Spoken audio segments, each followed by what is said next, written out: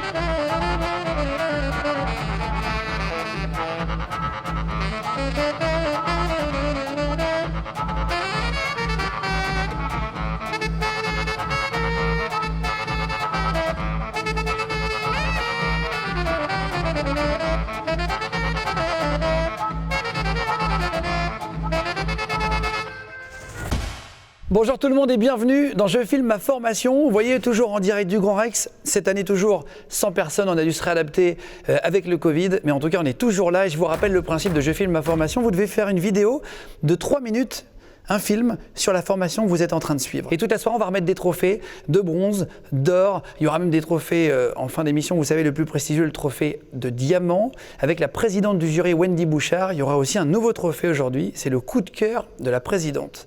11 000 € à vous partager en dotation de voyage, d'études et de caméras tout à l'heure. Et c'est pas la seule nouveauté que nous avons, puisqu'il y aura Amy LTR, la youtubeuse, qui sera là. Il y aura les frères Poulain qui déchirent, qui ont une chaîne incroyable aussi sur la technique, la technologie. Ils sont hyper manuels et ils vont nous raconter tout ça.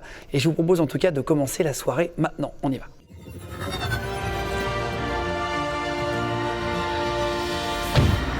On m'a chargé de la part du jury, des organisateurs et des partenaires de cet événement de féliciter tous les participants dont le film est en sélection officielle qui sont maintenant désormais visibles sur le site parcoursmétier.tv si vous voulez aller les voir. Et cette année, pour chaque film qui est rentré en sélection officielle, un arbre va être planté. Ce qui veut dire que cette année, 411 arbres, c'est énorme, seront plantés à Madagascar. Donc ça va servir évidemment à la reforestation de l'île et à l'économie locale, en collaboration avec l'association Planète Urgence. Découvrons maintenant le trophée de la soirée, le premier, le trophée argent. Et pour remettre le trophée argent, je filme ma formation, j'accueille Jean-Marc Petit, délégué général de Renasub. Bonjour à vous. Bonjour. Alors, c'est le réseau des établissements catholiques proposant des formations supérieures, c'est ça? Et des formations professionnelles secondaires. Est-ce qu'il y a un rapport avec ma question qui Ah arrive? ben voilà. Parce que je voulais vous demander, est-ce qu'il est important, pourquoi il est aussi important de valoriser la voie pro, c'est-à-dire le bac pro, les BTS et les licences professionnelles? D'abord parce que la voie pro est peut-être trop souvent méconnue, très souvent sous-estimée pour ce qu'on y apprend, pour les débouchés que ça permet, et même pour les poursuites d'études. que ça permet. Parce que souvent, les gens imaginent la voie pro un peu dans un modèle un peu fermé, alors qu'en réalité, la voie pro, c'est surtout une autre façon d'aborder des connaissances, permettre à des jeunes de reprendre confiance parce que tout le monde n'a pas la même façon d'aller chercher des connaissances. Et quand on aborde avec certains un travail par le projet, eh bien finalement, ils retrouvent goût aux apprentissages et l'appétit parfois venant en mangeant, comme on dit, eh bien, ils sont amenés à poursuivre. Et de plus en plus de bac pro aujourd'hui vont en BTS, puis de BTS en licence pro, voire pour des partenariats qu'on a dans des écoles d'ingénieurs. Alors, est-ce que vous voulez bien qu'on remette le prix ensemble? Le lauréat argent de Je filme ma formation saison 5, il n'y en a qu'un seul en plus. Il est positionné dans la catégorie bac plus 1, bac plus 3. Le lauréat argent cette année, c'est SAV NDRC, service après-vente, négociation, relations clients au lycée Robert Schumann à Metz, dans le 57. On va regarder un extrait puis on va les retrouver juste après sur Zoom. Service après-vente NDRC. SAV NDRC, bonjour. Salut, c'est quoi ton NDRC là? Alors le N de négociation, le D de digitalisation, le R de relation et pour finir le C de client. Et tout ceci c'est une formation pour devenir commercial et tout ce tralala. Ah, en gros, avec cette formation, je pourrais être le genre de personne qui vient embêter les gens le dimanche matin. C'est ça, mais pas que, c'est très très vaste. C'est un BTS pour devenir commercial et plein d'autres métiers. Ah si, gracias señor. SAV NDRC, bonjour. Hello toi. Mais avec un BTS NDRC, qu'est-ce que je peux faire plus tard? Tu peux devenir commercial ma biche. Ok. Eh ben bravo à tous, ils ont repris le service après-vente des émissions d'Omar et Fred, on a vu, c'est marrant, ils ont retrouvé les téléphones de couleur. Est-ce que vous êtes avec nous sur Zoom? Ouais, ils sont tous là. On est là, ouais. Mais vous êtes vraiment, vous êtes mis le feu depuis le début quoi.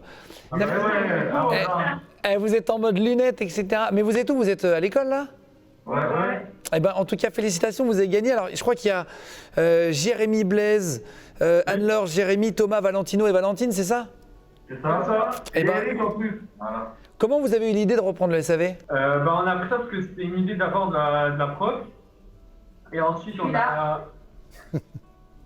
on a tout mis en commun et on a trouvé cette idée assez bien. Et je crois qu'on a décidé de faire la même chose. Et c'est quelque chose que vous regardiez à la télé ou pas du tout, vous? Non, parce qu'on n'a pas trop regardé. C'est plutôt la prof qui a regardé. Est-ce qu'il y a eu des fous rires quand vous avez tourné un peu? C'était drôle ou pas? Alors ça a commencé déjà au tout début, quand on a déjà mis le déguisement, etc. Là, on a vraiment eu des fous rires de tous les côtés. Et quand on faisait les répétitions, à certains moments, on bloquait un peu et c'était vraiment marrant. Une question pour Anne-Laure Fleurette, qui est votre prof, hein, c'est ça qui est derrière en vert. Vous êtes fière de vos élèves, là, le fait qu'ils aient gagné? Alors oui, je suis très très fière. C'est vrai que c'était une super aventure et puis ils ont joué comme des vrais acteurs. Franchement, c'était une super expérience à vivre avec. Félicitations. Alors juste pour finir, Jean-Marc Petit, pour conclure, pourquoi le jury a choisi justement ce film pour le Trophée Argent? Il y a le clin d'œil à Omar et Fred qui apparemment est très générationnel, mais il y avait aussi quand même un vrai travail de recherche tout d'abord. On a utilisé pas mal de costumes, pas mal de variétés, de la mise en scène. Et puis en même temps, il y avait plein d'infos qui passaient. C'est-à-dire parfois on a un truc qui est très sympa mais on ne sait pas de quoi il s'agit. Puis de l'autre côté, il y a des trucs où on sait vraiment de quoi il s'agit dans le détail, mais ça manque de rythme. Là, il y avait du rythme. Et en plus, on apprenait finalement qu'est-ce qu'on fait quand on est en NDRC, quels sont les débouchés, quelles sont les matières. Puis j'ai bien aimé aussi le côté, il n'y a pas que les apparences quand même. Exactement. Eh ben, merci beaucoup, Jean-Marc Petit, d'être venu. Merci à Avec vous. plaisir et bravo l'équipe. encore. Félicitations. On va passer maintenant au trophée or de la catégorie apprentissage. On continue.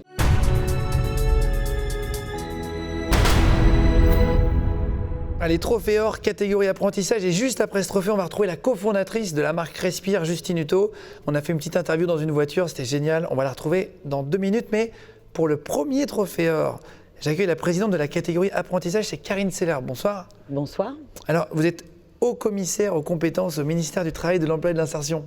Absolument. J'en ai pas oublié? Non. Magnifique. Parfait. Parce que le ministère du Travail a mis en place un dispositif qui s'appelle Un jeune, une solution. En quoi ça consiste, en gros? Alors c'est plus qu'un dispositif, il s'agit d'apporter des réponses aux jeunes qui, comme nous tous, traversent une crise sans précédent, une crise très difficile. L'objectif, c'est d'apporter des solutions aux jeunes. Ce sont des aides à l'embauche, 4 000 € d'aide aux entreprises qui embauchent de jeunes de moins de 26 ans. D'accord. L'idée, c'est vraiment de permettre aux jeunes qui arrivent sur le marché du travail de trouver un emploi. C'est des aides à l'apprentissage qui sont données aux entreprises. Ce sont des formations pour ceux qui ont besoin de compléments de formation. Ce sont des accompagnements. Bref, c'est de trouver des solutions à l'ensemble des jeunes, quelles que soient leurs difficultés, parce qu'on ne peut pas sacrifier notre jeunesse. C'est la priorité du gouvernement. Sur quelle plateforme on peut aller se renseigner pour ça, justement? Alors, il faut aller sur unjeuneunesolution.gouv.fr. Vous avez sur cette plateforme l'ensemble des dispositifs, des droits auxquels vous pouvez accéder. Et on a mis en place sur la plateforme un simulateur d'aide. Donc, il suffit de rentrer sa situation. Une fois qu'on a renseigné sa situation, c'est assez simple. Il suffit de mettre là où on habite, enfin quelques renseignements indispensables. On a l'accès à la totalité des aides auxquelles on peut prétendre en fonction de son âge, de son lieu de résidence ou de sa situation. Donc, pour chaque jeune, il y a une solution? Pour chaque jeune, il y a une solution, voire même des solutions, parce que parfois on a plusieurs types de difficultés, soit pour trouver un emploi, pour aider à se loger, ou si on doit prendre un stage dans une autre ville, des aides à la mobilité. Enfin bref, il y a au moins une solution pour chacun des jeunes, parce qu'encore une fois, c'est une de nos priorités, de ne pas sacrifier notre jeunesse. Alors comment faire pour être sûr de trouver un emploi? C'est ça la vraie question quand on fait des études, c'est comment être sûr de trouver un emploi après sa formation. Comment il faut faire? Le pari que nous faisons, c'est de privilégier l'activité et c'est un pari qui est très fort dans le plan Un jeune, une solution, c'est de privilégier l'immersion en entreprise, le fait de pouvoir essayer, tester grâce aux aides aux entreprises. On croit beaucoup à l'apprentissage, c'est pour ça que je préside cette catégorie. On croit aux formations, mais l'essentiel, c'est d'abord et avant tout de se tester en entreprise. On va remettre le trophée or ensemble, si vous voulez bien. C'est parti musique. Alors cette fois-ci, trophée or dans la catégorie apprentissage. Et décerné, c'est vous qui avez choisi d'ailleurs. Vous en avez vu beaucoup de films, vous avez choisi celui-ci. Le film s'appelle La Casa de la Serre-Langue, de la mission locale du Havre dans le 76, lauréat de la catégorie apprentissage. Petit extrait et on les retrouve en zoom après.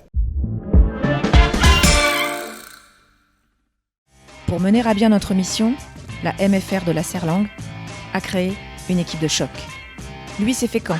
Il est issu d'une famille d'agriculteurs, un vrai spécialiste des cultures. Il connaît toutes les différentes techniques du travail au sol, aucune ne lui échappe. Son rêve, c'est de reprendre l'entreprise familiale. Les deux filles, là, c'est Lillebonne et Étretat, deux amoureuses des bêtes et de la nature depuis leur tendre enfance. Leur objectif, devenir soigneuses animalières et auxiliaires vétérinaires. Alors, est-ce qu'ils sont avec nous sur Zoom? Est-ce qu'on peut me les mettre dans l'écran? Alors, félicitations, vous avez gagné les amis. Juste, Karine Seller, est-ce que vous avez remarqué la référence à une série dans le film? Absolument. J'ai beaucoup aimé la référence évidemment à la série Casa del Papel. Je trouve que c'est très vivant. Vous nous avez fait découvrir cette voie d'excellence qu'est l'apprentissage, ces différents métiers, montrer qu'en fait ce sont des métiers qui sont très divers et vous nous avez emmenés quelque part. Vraiment bravo à vous. C'est plein de vitalité, plein de références, de clins d'œil et surtout ça donne envie. Il y a le prof Aliou Ndao, normalement. Bonjour à vous Aliou. C'est vous qui avez eu l'idée du film? Avec les jeunes, on avait eu l'idée quand on est parti dans la classe en fait de pourquoi pas faire un petit clin d'œil à la Casa des Papel. Ça vous a plu de faire un film? Oui, nous sommes extrêmement contents du résultat. C'est sûr que sur place, lorsqu'on filmait, l'image rendait pas la même. Mais une fois qu'on la regarde sur un écran, ça rend parfaitement bien. Et puis même au niveau du montage, on a travaillé. Est-ce que tous vos profs sont aussi cool que Aliou qui est avec nous là? Oui. Non, parce qu'il a l'air très sympa en tout cas. Karine Seller, pourquoi votre jury a-t-il choisi ce film? Je trouve que ça donne envie de découvrir, il y a une vraie découverte des métiers. La capacité à travailler ensemble, on les sent très complices, c'est aussi ça l'apprentissage. C'est être solidaire, être complice, apprendre les uns des autres. Et je trouve que du coup, ils nous ont emmenés quelque part, ils ont fait découvrir les métiers, ils montrent que contrairement à ce qu'on croit, c'est tout sauf ringard et que l'apprentissage, c'est une voie d'excellence. Donc vraiment bravo à vous. C'est sûr que l'apprentissage, c'est un super débouché pour le coup. Il y a beaucoup de gens qui travaillent grâce à l'apprentissage. Mais c'est autour de moi même, je le vois, c'est vraiment hyper efficace. Félicitations à tous les quatre, à toute la classe et à votre prof Aliou, on embrasse tout le monde aussi. Avant de terminer, vous souhaitez également mentionner le film, je l'avais noté, qui s'appelle Alors oui, je serai électricienne du CFAS Auvergne. Et ce film va recevoir donc un trophée bronze. Félicitations à vous. Vous allez voir la vidéo de Alison, donc, elle s'appelle, qui a fait le film sur le site parcoursmétier.tv. J'en profite aussi pour vous dire que vous voyez en bas de l'écran normalement les 53 gagnants, il y en a beaucoup, des trophées bronze. Pourquoi vous avez voulu souligner ce film? Oui, merci beaucoup de me permettre de le dire. J'ai été très touchée par le film d'Alison. 26 ans, elle a déjà 2 diplômes, un diplôme de tapissier ou tapissière, je ne sais pas comment on dit, un diplôme de menuisière, parce que c'est une femme, et elle décide de s'orienter vers un métier qui est là encore un métier d'homme, enfin réputé comme un métier d'homme, le métier d'électricien. Elle est 10, c'est-à-dire dyslexique, dyscalculique. C'est une femme 10 dans un métier d'homme, elle a déjà fait d'autres formations et en fait elle donne envie, elle a vraiment envie de faire ce métier. Je trouve que c'est aussi un magnifique plaidoyer sur la nécessité de suivre sa voie malgré les préjugés et c'est pas parce qu'on est une femme qu'on peut pas faire un métier d'homme. Bravo Alison, je trouve que c'est un très bel exemple à suivre. Eh ben, merci beaucoup à tous les lauréats de la catégorie du coup, merci beaucoup à vous Karine Seller d'être venue avec nous, d'avoir pris le temps. Peut-être que vous connaissez Justine Hutto, c'est la cofondatrice de la marque Respire, c'est des déos qui sont bio, bons pour la santé parce que dans plein de déos il y a du sel d'aluminium et plein de produits qui ne sont pas forcément bons. J'ai fait un tour en voiture, en Tesla électrique, propre, dans Paris avec elle et elle a répondu à toutes mes questions. Regardez.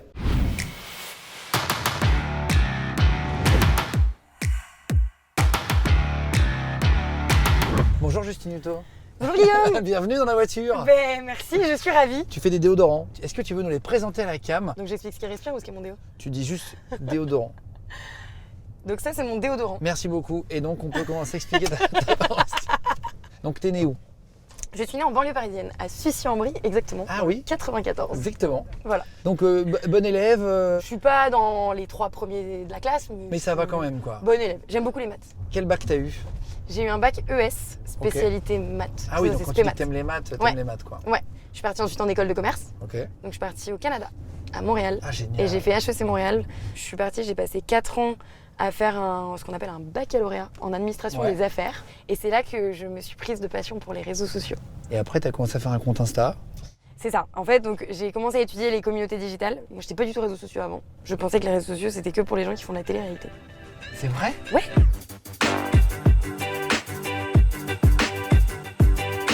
Il y a tout le monde qui a des réseaux sociaux aujourd'hui. Ouais, mais il y a 5 ans, j'étais pas archi... Je te dis 5 ans, mais non, c'était il y a 7 ans. Il y a 7 ans, j'étais pas archi connectée aux réseaux sociaux. Et je pense qu'il y avait moins de monde aussi dessus, tu vois. C'était plus, on se connecte entre potes, mais on va pas suivre des gens qu'on connaît pas spécialement. Oui, je comprends. À part des gens qu'on voit à la télé et qu'on a envie de suivre. Et j'ai réalisé que les communautés digitales, c'est incroyable, parce que ça permet de connecter des gens dans le monde entier qui ont les mêmes passions, les mêmes valeurs, les mêmes envies, qui peuvent discuter de plein de choses.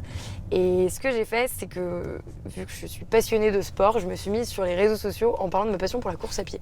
Au bout d'1 an et demi, à peu près 20 000 personnes qui me suivaient. Ah là là. J'ai couru mon premier marathon, j'ai couru mon premier 120 km dans le désert en autosuffisance alimentaire. Attends, déjà, t'es allé jusqu'au bout du marathon? Ouais. 42? Ouais. Oh là là. J'en ai fait 2. J'étais à fond dans ma course à la médaille. Tu vois, je m'inscrivais toujours à des nouvelles courses pour aller chercher une nouvelle médaille. Et j'ai été un peu arrêtée dans mon truc, parce qu'on m'a détecté une tumeur bénigne à la poitrine. Et là, en fait, j'avais une boule dans la poitrine et je la sentais quand je portais des brassières de sport qui me serraient. Et donc, j'ai été faire des examens. Sur le coup, on m'a dit que c'était une tumeur, on m'a pas dit que c'était bénin, donc c'était à contrôler. Aujourd'hui, je le sais, c'est bénin après 2 ans d'examen. Cette tumeur, elle m'a fait avoir un déclic de remise en question de ce que je mettais sur mon corps au quotidien, de ce que je consommais dans ma vie. Et je pense que c'est une prise de conscience générale aujourd'hui. Les gens, ils savent pas finalement quel produit utiliser, dans lequel avoir confiance. Alors, j'étais pas chimiste. Attends, mais ce que j'allais dire, tu vas te lancer, mais moi, je vais faire un déo, tu n'avais aucune connaissance. C'est ça? C'est sûr que... Voilà, 22 ans, tu décides de lancer un déo, quand tu sais pas comment ça se fait, ça a été compliqué. Mais on vit une époque où c'est trop facile de se connecter avec des gens qui ont des compétences. Le déo, c'est avec une docteure en pharmacie. Pendant 1 an, on a travaillé main dans la main pour développer cette formule. On l'a finalement développée et on a lancé un crowdfunding. Un crowdfunding, donc une campagne de financement participatif. C'est ça, une cagnotte. C'est ça. Ça veut dire quoi? Crowdfunding, pour ceux qui ne connaissent pas, quand tu mets par exemple 100 €, t'investis, qu'est-ce que tu gagnes après si la boîte fonctionne? Eh ben, tu précommandes le produit. Ah oui, c'est juste une précommande. Ils n'ont pas de part dans la boîte? Non, pas du tout. Non, non, mais ça pourrait être, tu mais vois, ça serait canon. Je pense qu'il y a des concepts comme ça.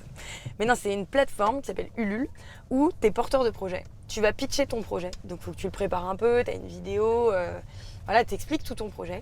Et tu prévois des contributions. Et tu dis, mes contributeurs, ceux qui vont payer, ils vont précommander tel produit, ils vont le recevoir dans tant de temps. Et donc moi, j'ai lancé en novembre 2018 mon crowdfunding où je disais, le but c'est de précommander mes déodorants. Si vous voulez m'aider à ce que Respire voit le jour, il faut précommander votre déo.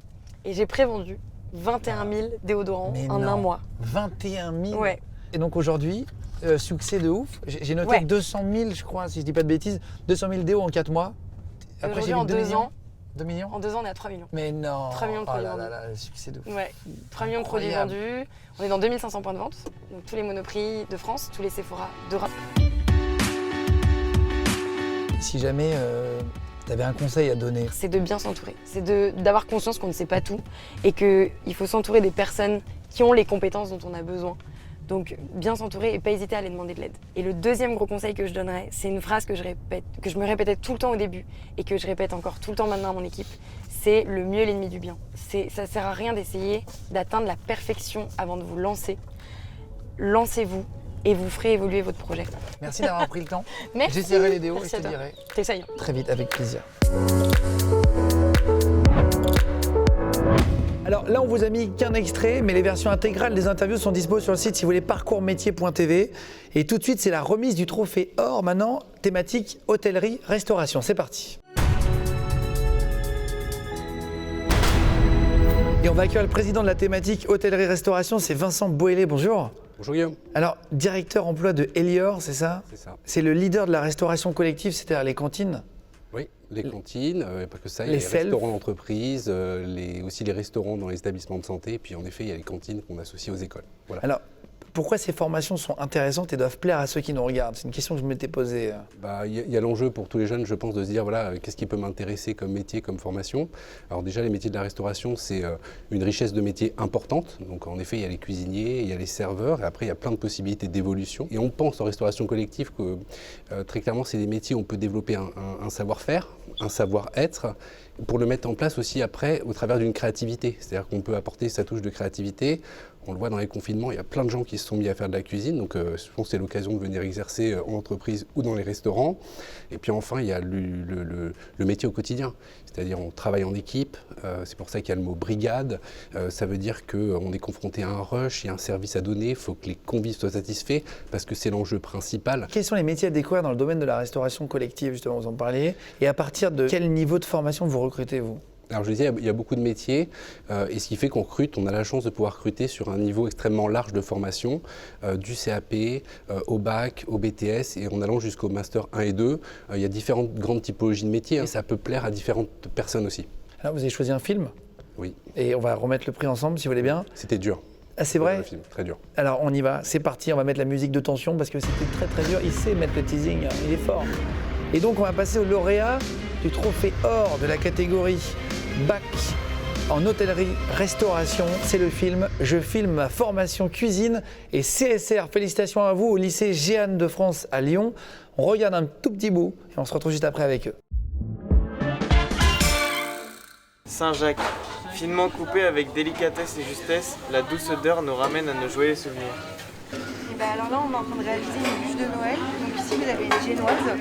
Donc ça va être la base de la bûche avec une crème au beurre, avec de l'extrait de vanille qu'on va mettre sur la génoise et on va rajouter des dés de mangue qu'on a coupés. Et ensuite, quand on aura mis tout ça sur la génoise, on va la rouler.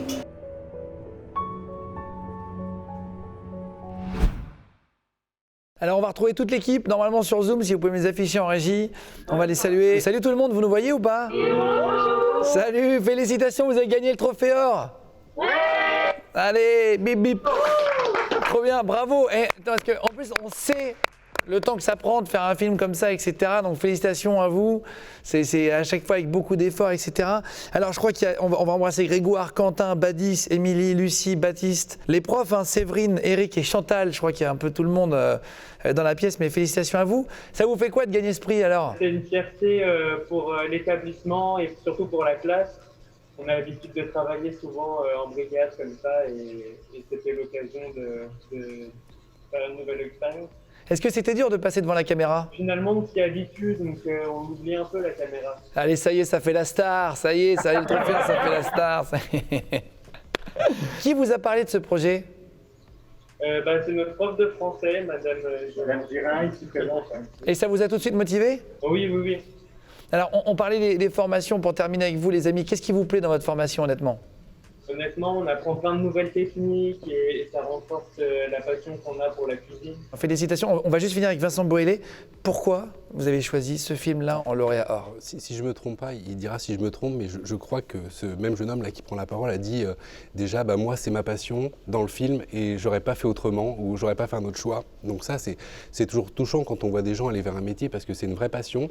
Et après dans tout le film, l'extrait qui a été montré, il est représentatif d'un moment cuisine, c'est-à-dire on voit qu'il y a une reproduction de choses qu'on a appris. On explique pourquoi, comment préparer une recette. Il y avait un événement en plus de préparation de Noël, donc c'était assez sympa. Après, il y avait des petites phrases aussi poétiques de présentation des plats. Ça veut dire qu'on met aussi pas le convive de côté parce qu'on est en cuisine. On se dit, voilà, je le prépare pour quelqu'un et comment on va expliquer cette recette. Et puis, dernier point, il y avait des petites touches d'humour autour de l'égalité des genres. C'est-à-dire pourquoi une femme ira en cuisine et pourquoi un garçon ira en cuisine. Donc, je me souviens plus précisément un peu du cliché sur l'homme. Et la femme, c'était parce qu'elle est créative. Et puis, il démonte un peu les clichés dans ce film-là. Donc, c'était hyper sympa. Et puis, ça finit sur le service en salle. Et donc, voilà, ça va juste. Oui, ça parlait de tous les corps de métier. Et moi, ce qui m'a le plus fait rire, c'est votre prof à gauche qui croit qu'on la voit pas à l'image et qui fait plein de gestes pour dire qu'elle est en direct à tout le monde derrière, etc. Et en tout cas, félicitations à vous. Merci beaucoup, Vincent Boélé. C'est avec plaisir. D'être venu. On va maintenant, merci à tous les Lyonnais qui étaient derrière là. Et on va passer au trophée or thématique. Je veux changer le monde, j'ai choisi l'industrie. C'est parti.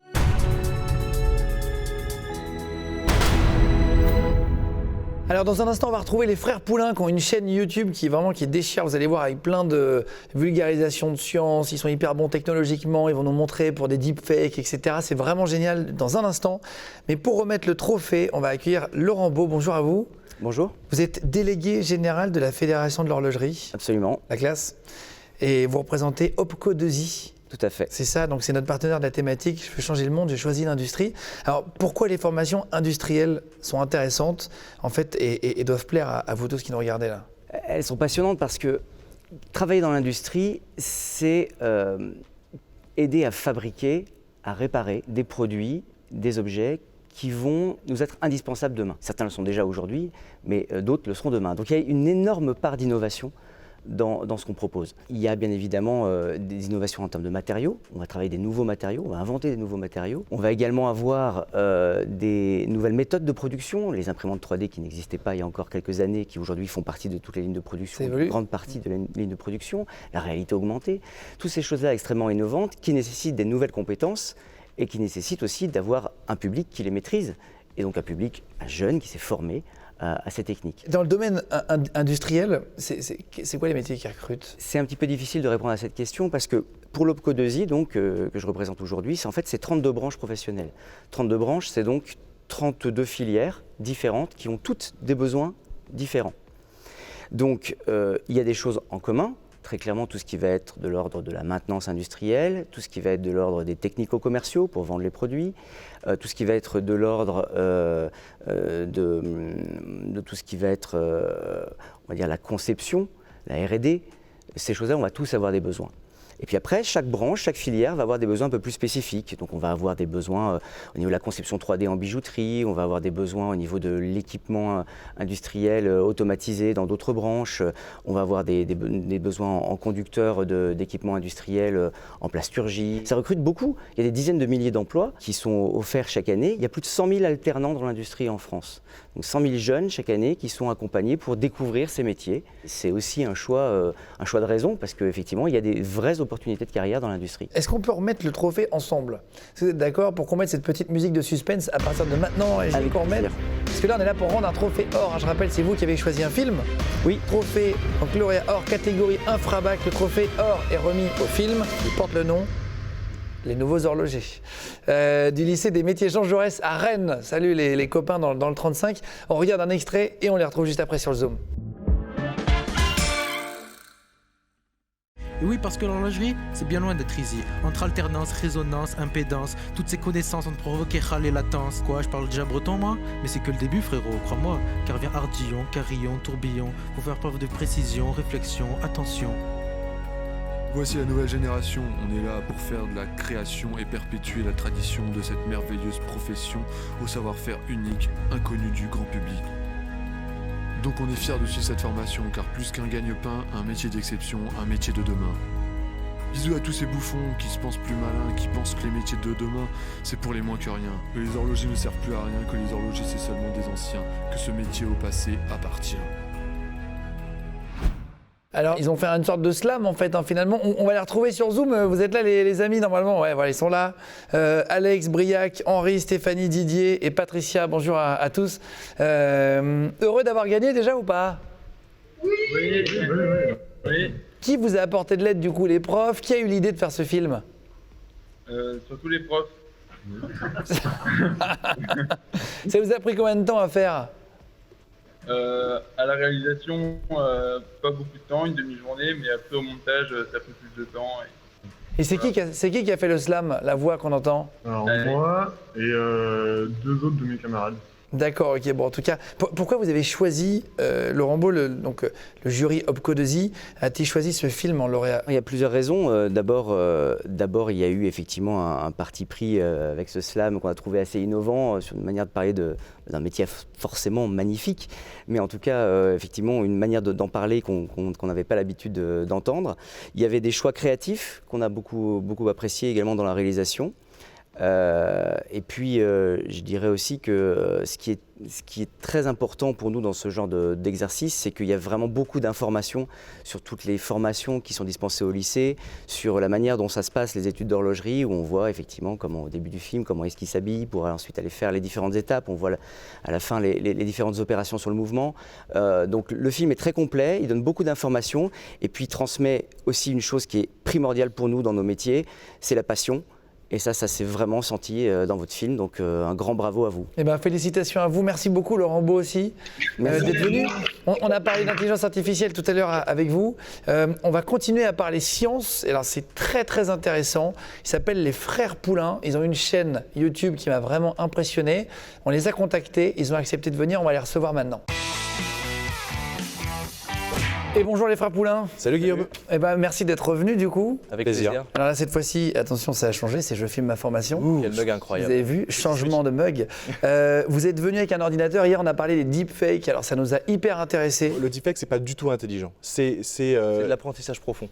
Voilà, c'est-à-dire on va chercher à apprendre le visage de quelqu'un, vraiment apprendre sous plein d'angles, sous tous les traits de son caractère en fait. On va essayer de l'apprendre en apprentissage profond pour en créer un modèle et faire du deepfake. Vous nous avez proposé de revenir aujourd'hui pour tester un deepfake en vitesse accélérée, voilà, en moins de 5 minutes on va dire. Bah, ce qui est bien, c'est comme on a déjà mis Tom Cruise sur ton visage plusieurs fois, maintenant on a le modèle. On a le modèle de Tom Cruise et ton modèle, donc maintenant on peut les mixer facilement, il y a juste à faire du tracking de ton visage. En gros on va faire une vidéo, je vais me filmer là dans 10 secondes, je vais dire quelque chose, vous allez le mettre sur l'ordinateur, le temps que ça mouline.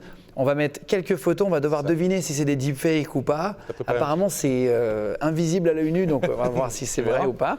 On va voir ça dans 2 secondes. Et ensuite, vous allez nous montrer le résultat de mon visage avec Tom Cruise à la place. Exactement. Je reste assis ou je me lève? Non, tu bouges pas. Je bouge pas. On va essayer de faire ça comme ça. Je vais essayer de te cadrer. Donc tu me dis une petite phrase de 5 secondes. Salut à tous. Okay. On y va.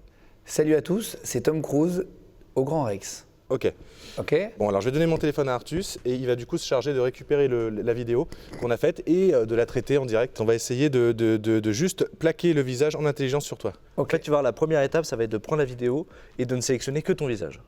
Et à partir de là, je te montrerai le résultat. Les gars, on est dans le futur, il n'y a pas de problème. Alors, là, il faut deviner. Voilà, si c'est un visage qui est généré informatiquement. Tu dis, il y a des visages qui ont été complètement générés, c'est-à-dire que c'est pas la tête d'un bébé sur un autre. C'est quelqu'un qui n'existe pas. Rien n'existe dans cette image si elle est fausse. Ni le fond, ni l'enfant, ni les vêtements, ni les yeux. Rien. On a cliqué sur un bouton, on a laissé une intelligence artificielle dire je veux créer un être humain. Alors, je réponds honnêtement. Je pense que cette image est une personne qui n'existe pas. Et quels sont les éléments qui te... Il n'a pas d'ombre dans les cheveux. D'accord. Ses cheveux ne font pas d'ombre. Et ensuite, la joue, j'ai l'impression que le dessin entre le blanc du vêtement et la joue à gauche est un petit peu refait. Alors, on sent que tu bosses dans l'image depuis quelques années quand même. Ouais, t'as raison. C'est ça. C'est un visage généré. Alors, il y avait plus simple, si tu regardes le fond est répété et en fait, il n'y a rien au fond. T'as l'impression qu'il y a quelque chose, mais en fait, c'est juste un pattern qui est répété marron qui n'a pas de sens. Donc, t'as raison, bien joué. C'est vous qui l'avez fait ? Non, si c'est nous parce qu'on l'a demandé, mais c'est pas nous qui le créons, c'est la carte graphique, il y a rien à faire. Ah oui, d'accord, bien sûr. Ok, très bien. Vas-y, image suivante, si vous voulez bien. Je dirais que c'est faux aussi. Je dirais que c'est un deepfake d'un visage. Les sourcils sont plus flous et pas de la même texture de grain, pas pris par le même appareil photo que les cheveux au-dessus. Tu as raison. C'est vrai? Ah Ouais. putain. Ouais, exactement. Alors, quand tu dis que c'est pas le même appareil photo entre les deux, il faut bien se dire que quand il a analysé plusieurs images, il n'a pas copié des éléments qu'il a mis sur d'autres endroits. Toute l'image est faite en une fois, en fait. Hein. C'est vraiment, c'est pas juste un collage de plusieurs visages, c'est une création. Là, on peut voir en fait le principal problème en plus, c'est que surtout elle n'a pas d'épaule. Tu vois? Voilà. Mais après, c'est toujours ce qui est le plus évident qu'on voit le moins. Bien joué, bien joué. Troisième photo, s'il vous plaît. Il a un très très haut front, monsieur, ou une tête très très haute. Je dirais que cette personne n'existe pas non plus. T'as raison. Cette personne n'existe pas. Ouais. Attends. Et encore une fois, il y avait Sam dans le fond, tu vois. C'est toujours le défaut des deepfakes pour le moment, c'est qu'il se concentre vraiment sur le visage et pas sur le fond. On voit bien que là, au niveau de son épaule à gauche, il y a une espèce de flou artistique qui correspond à rien. D'accord, Voilà. pas mal. Ça, c'est quatrième photo. Écoute, je pense que cette dame est réelle. Il y a juste un truc qui me chagrine sur cette photo, c'est en bas à gauche et à droite aussi la végétation. On dirait un truc peint. Bah, t'as raison. C'est vrai, le fond, quand tu le vois, effectivement, il y a une erreur et on voit qu'il y a un début de chaîne qui vient se barrer au niveau de l'épaule, comme si elle avait une petite chaînette. Elle rentrait Ah dans... oui, effectivement. Voilà. Et le fond qui ressemble effectivement à un flou artistique peint à l'aquarelle. Dernière photo, s'il vous plaît. On est quand même sur un level qui est costaud. Hein. Depuis tout à l'heure, là, c'est-à-dire que c'est de plus en plus dur. Là, le fond est dégueu, donc maintenant j'ai compris. Je dirais que le monsieur a une démarcation au niveau de la joue un peu suspecte. Là, c'est ça. T'as totalement raison. Voilà, j'aurais dit que c'était fake aussi. Ouais, t'avais bien deviné. En fait, on t'avait préparé carrément 5 deepfakes. Énorme, fort. Vous vouliez faire quoi quand vous étiez gamin, vous? Rien à voir avec ça? Je pense que je voulais faire à peu près ce que je fais maintenant. C'est vrai? Ah ouais. On a cette chance-là avec la chaîne YouTube vraiment de toucher à tout ce qu'on a envie de toucher. Parce qu'on fait énormément de choses et en même temps on a la chance d'avoir des gens qui s'intéressent à ce qu'on fait, donc on participe à des événements comme celui-là quand on peut. On va tellement au bout des choses parce que c'est notre philosophie à ce niveau-là que je pense qu'on est vraiment fiers de tous nos projets. Eh ben abonnez-vous à leur chaîne, hein. Les frères Poulain, donnez-leur un peu de force et allez vous abonner en masse. Merci beaucoup. Ça y est, c'est arrivé? Ouais, c'est arrivé. Mais non, bah alors c'est bon. Alors, juste pour te montrer très rapidement. Ah, on voit ton retour. Exactement, pour te montrer très rapidement, là tu vois, c'est toutes les images de ta vidéo. Qui ont été extraites à 25 images par seconde. Sur chacune de ces images, ton visage a été détecté. Donc tu vois, là il y a le masque. Ok. Tu vois, c'est vraiment la photo la plus ingrate de moi qu'on m'ait montrée. Et on voit, tu vas voir les masques qui bougent à mesure que ton visage bouge. par image. Et c'est comme ça qu'il arrive à le stabiliser. Mais non. Donc il détecte ton visage et ensuite on va prendre le modèle de Tom Cruise qu'on a entraîné et on va dire au modèle de ressembler à ces expressions faciales-là dans cet angle-là avec ces lumières. Allez, on essaye, vas-y. Salut à tous, c'est Tom Cruise au Grand Rex. Et ça marche de ouf. Merci beaucoup les amis. Merci à toi. Merci à toi. Putain, vous êtes vraiment, mais c'est impressionnant. Moi, je suis très impressionné par ce que vous avez fait. Félicitations à tous les deux. Merci d'avoir pris le temps. Allez vous abonner à leur chaîne. Et maintenant, on continue avec la remise des trophées or thématique construction BTP.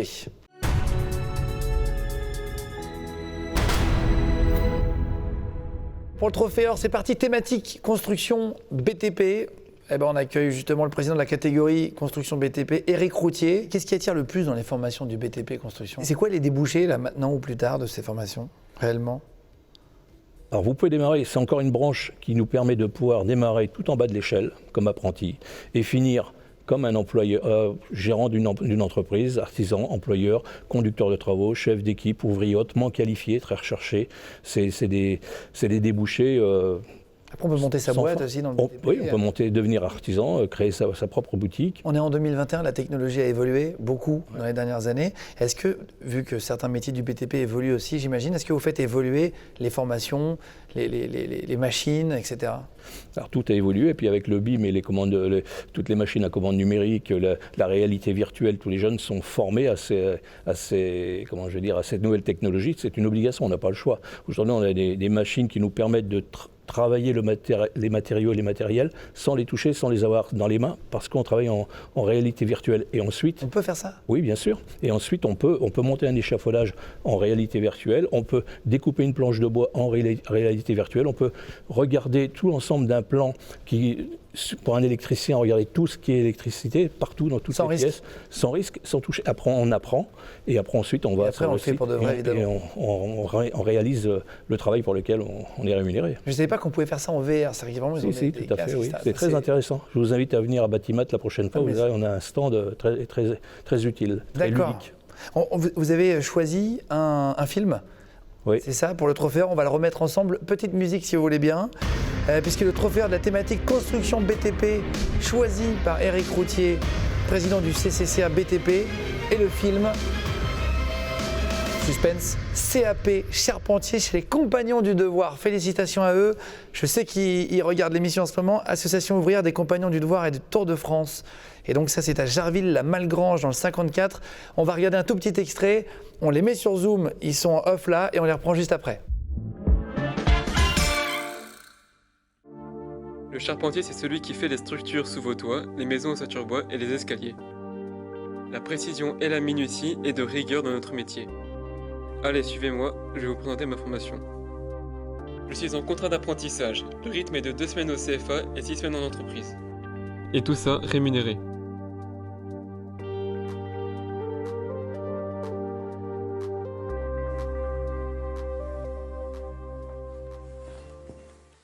Savez-vous qu'au CAP chez les Compagnons du Devoir, il y a 87% de réussite? Alors normalement, je crois qu'il y a Brendan Gou et Léo Bardani, les deux gagnants qui sont avec nous. Voilà, vous êtes là les gars? Salut. Salut les mecs. Ça vous fait plaisir le trophée? Trophée or du coup? Ouais, bah ouais, super. Attends, on est content. Quand on fait un film comme ça, vous pensiez le gagner ou pas? Non, pas forcément. Non, c'était juste de participer quoi, c'était cool à réaliser. Vous avez été plusieurs à vous motiver pour participer ou comment ça s'est passé?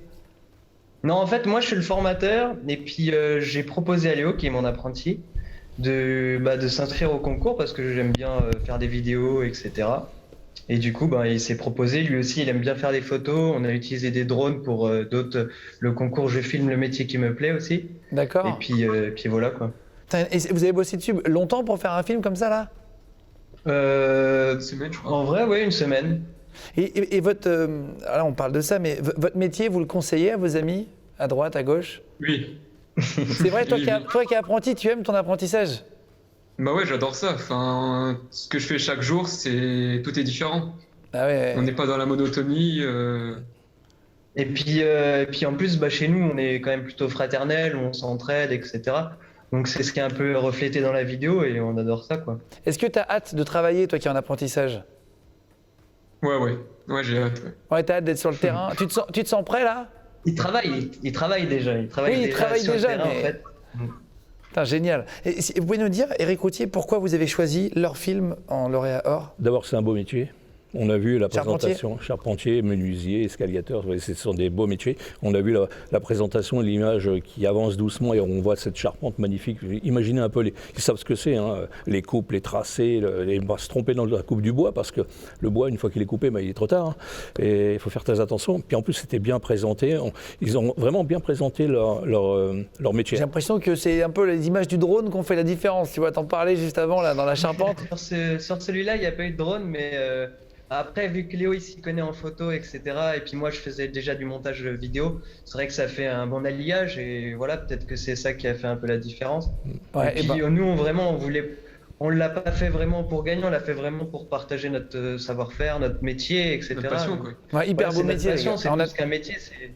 On a tous besoin d'un toit en plus. C'est vraiment des métiers qui sont toujours très utiles et qui sont utiles. Essentiels et c'est les métiers les plus anciens aussi, donc forcément, et on aura toujours besoin de charpentiers, et ça partout dans le monde, c'est ce que je dis à mes apprentis, moi, j'ai un travail n'importe où dans le monde entier. Et félicitations en tout cas à tous les deux, du coup, merci beaucoup. Hein. Merci. Félicitations pour ce trophée or. Du coup, Brendan et Gou et Léo Bardani, voilà, on vous embrasse tous les deux. Merci beaucoup, Éric Routier. Merci. Je vous en prie. D'avoir pris le temps de venir nous présenter votre film. Dans un instant, on va retrouver Amy LTR, qui est une youtubeuse qu'on a eue, pareil, dans la Tesla. On a fait un petit tour de voiture avec elle. Elle est venue nous présenter un peu sa vie. C'est assez intéressant de comprendre aussi son métier, sa formation, comment elle en est arrivée là. Mais d'abord, on passe au trophée or de la thématique mobilité-transport. On y va.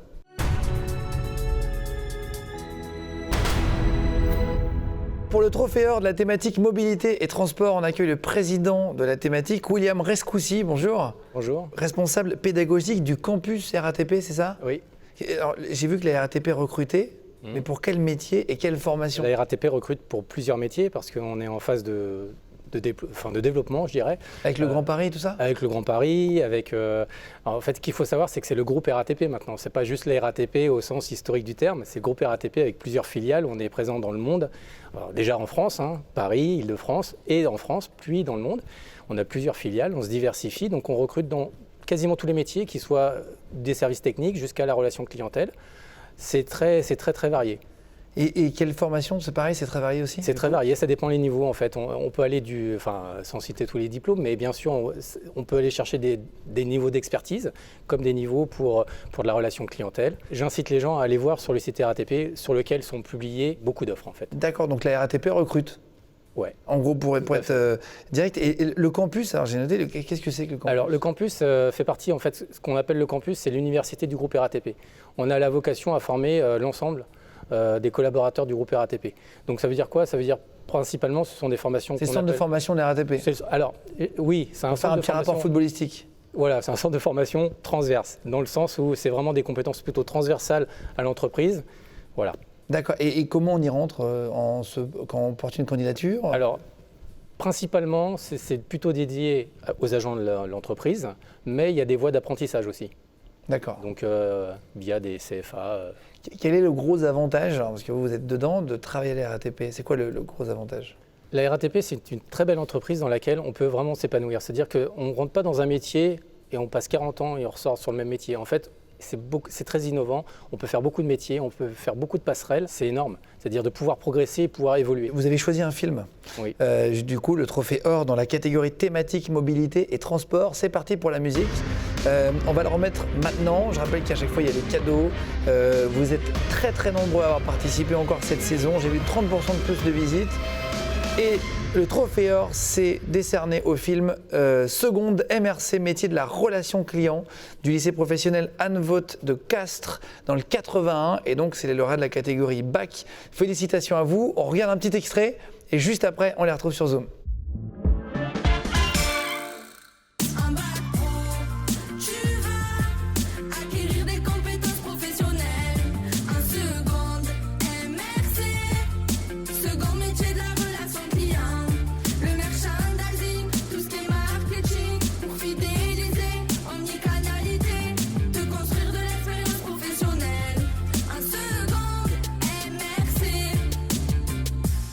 Qui est la chanteuse? Je veux la voir tout de suite à l'image. Est-ce qu'on peut me la mettre? Elles sont là. Ça va les filles? Oui, ça va. Ouais, ça va. C'est qui a chanté en vérité là? Nous deux. Mais tu sais quoi? Franchement, parfois il y a tellement de trucs pas forcément quali parce que c'est super dur même qu'on recevait à la radio et tout. Franchement, vous vous débrouillez, hein? Oh, merci. Il y a Mélissa, Sarah et Mélanie, la prof, c'est ça? Oui, c'est ça. C'est qui a eu l'idée de ce film très efficace? Ça, c'est un peu la professeure et nous, quand elle nous a proposé, on a dit oui parce que ça nous intéressait beaucoup. Qu'est-ce que c'est MRC? Métier de la relation client. En fait, nous, on est en commerce là et en fait, on voulait expliquer dans cette chanson qu'est-ce qu'on faisait dans notre formation en fait. Ah oui, d'accord, ok, ouais, ça permettait d'expliquer. Juste, William, pour comprendre, pourquoi vous avez choisi ce film en trophée or? Ça donne envie en fait, c'est efficace, ça donne envie d'écouter, ça donne envie de continuer. C'est vraiment le coup de cœur en fait. Salut à vous, en tout cas, félicitations au lycée professionnel Anne Vaught de Castres. Gros bisous les filles. Bravo. Et merci madame la prof, on vous embrasse aussi, gros bisous à toutes les trois. Merci beaucoup. Merci. Félicitations, merci beaucoup à vous William Rescoussi. D'avoir pris quelques minutes pour venir remettre ce prix avec nous. Je vous en ai parlé tout à l'heure, je vous propose de passer un moment avec Amy LTR. Amy LTR qui a une vie assez incroyable puisqu'elle est partie sur un autre métier, elle a eu une formation assez originale pour arriver aujourd'hui à vivre de sa passion qui est YouTube. On a fait une interview dans la voiture, c'est parti, Amy LTR.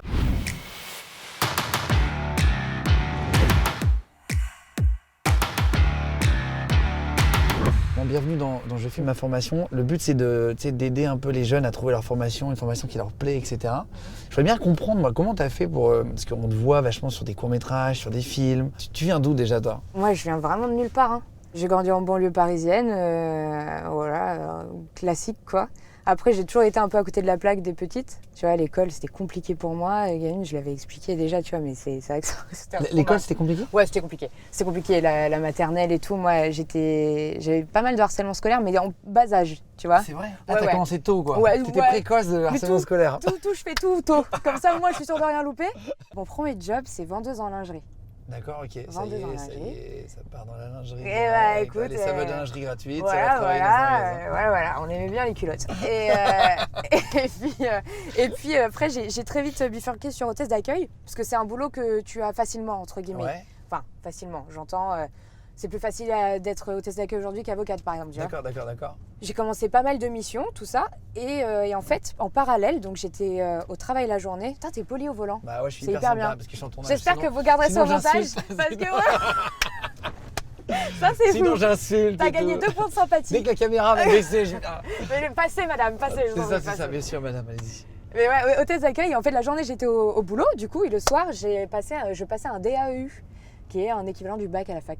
Et donc après, premier job, comment ça se passe? Comment t'es arrivé à YouTube? C'était quoi ton parcours après la vendeuse de culottes? Clairement, hôtesse d'accueil, machin. Puis, à un moment, j'ai pensé que ça allait être ça, ma vie. Tu vois, j'avais des rêves, gamine, j'ai toujours eu des rêves de ciné et tout parce que j'ai été élevée avec beaucoup de cinéma. Tu vois, donc mon t'avais père déjà très fan. envie de faire ça?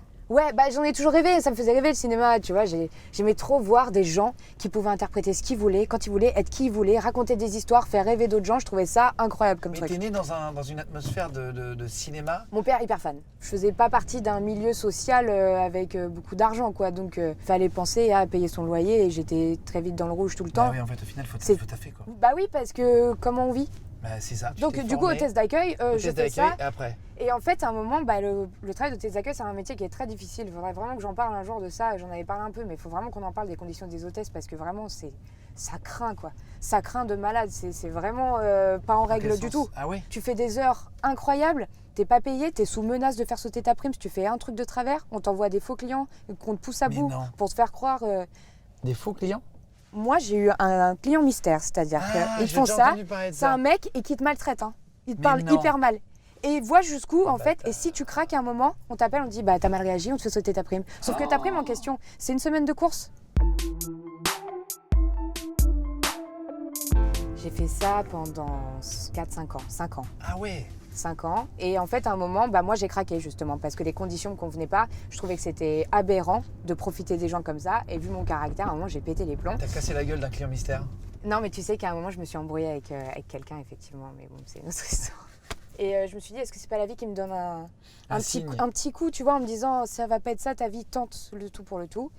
Et YouTube me semblait être une voie plus accessible en tout cas qu'autre chose. Et puis au début, je me suis dit, tu vois, j'étais très manuelle, je faisais pas de la fiction au début de toute façon, puisque tu fais pas de la fiction au début. Non, ça coûte trop cher. Bah oui. Et il faut de la prod. Du coup, j'ai fait du divertissement. Je voulais faire du cosplay, des trucs. Alors c'était moche ce que je faisais, c'était vraiment pas terrible. Mais je pense que j'étais sympa. Oui, c'était drôle. J'étais sympa. C'était sympa à regarder, les gens regardaient. Et petit à petit, ça a grossi et je me suis laissée entraîner dans cette vague de bonheur, de nouvelles ambitions et j'y suis rentrée tête baissée, quoi. Pour comprendre, donc tu commences à en vivre à partir de quel âge tu vis de YouTube vraiment? En fait, il y a un truc qui se passe qui est assez fou. Il y a un truc qui se passe qui est assez fou, c'est que je lance ma chaîne et un mois et demi plus tard, il y a quelqu'un qui bosse chez Au Féminin qui entend parler de moi. Il m'appelle et me dit, écoute, Au Féminin lance une chaîne de tuto make-up. Et toi qui te maquilles jamais. Mais moi, ils savent pas au départ, ils savent pas à l'époque.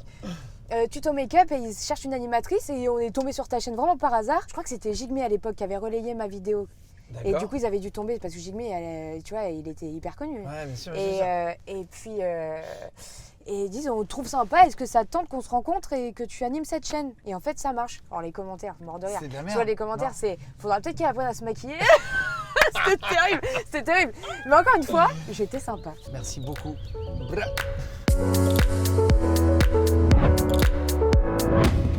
Merci beaucoup, Amy LTR. Si vous aimez l'émission, les gars, n'oubliez pas de la liker. On continue avec le nouveau trophée or Bac+1 à Bac+3, première année d'université. C'est parti, on y va.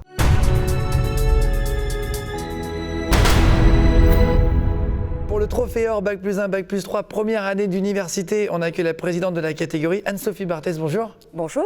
Et bienvenue. Ravie d'être avec vous aujourd'hui. Eh ben, plaisir partagé. Directrice générale de l'enseignement supérieur et de l'insertion professionnelle, c'est pas fini. Ministère de l'enseignement supérieur, c'est pas fini. De la recherche, c'est pas fini. Et de l'innovation. Vous avez un grand poste, dis donc. Qu'est-ce que ça veut dire? Ça signifie que nous portons la qualité de la formation des établissements d'enseignement supérieur en France et que nous les défendons, et spécialement quand elles sont innovantes comme celles que nous allons voir aujourd'hui. Alors dans l'actu récente, c'est vrai qu'on voit des mises en place, j'ai noté les campus connectés, c'est très à la mode.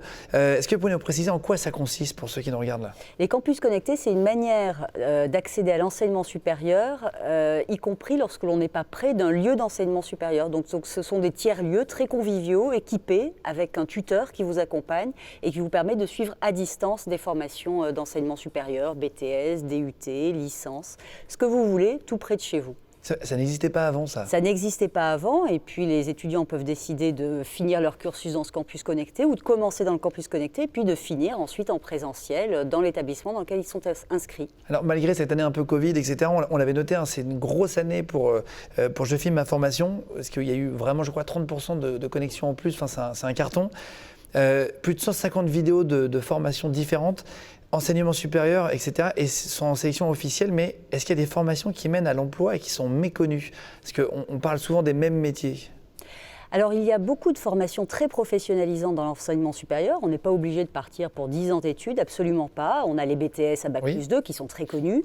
On a également les STAPS dont on va parler, les DUST aussi. Les DUST sont des formations très professionnalisantes à Bac+2 qui suivent à l'université et qui sont à insertion professionnelle rapide. Les licences professionnelles également.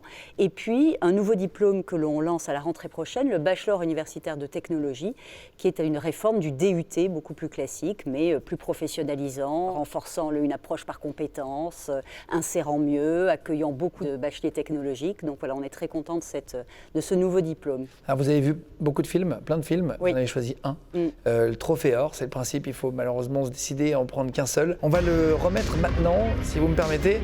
Le trophée or de la catégorie Bac+1 à Bac+3, première année d'université, est décerné au film Ma curiosité STAPS de l'université de Mulhouse. Félicitations à vous les amis. On va regarder un extrait et on en parle juste après.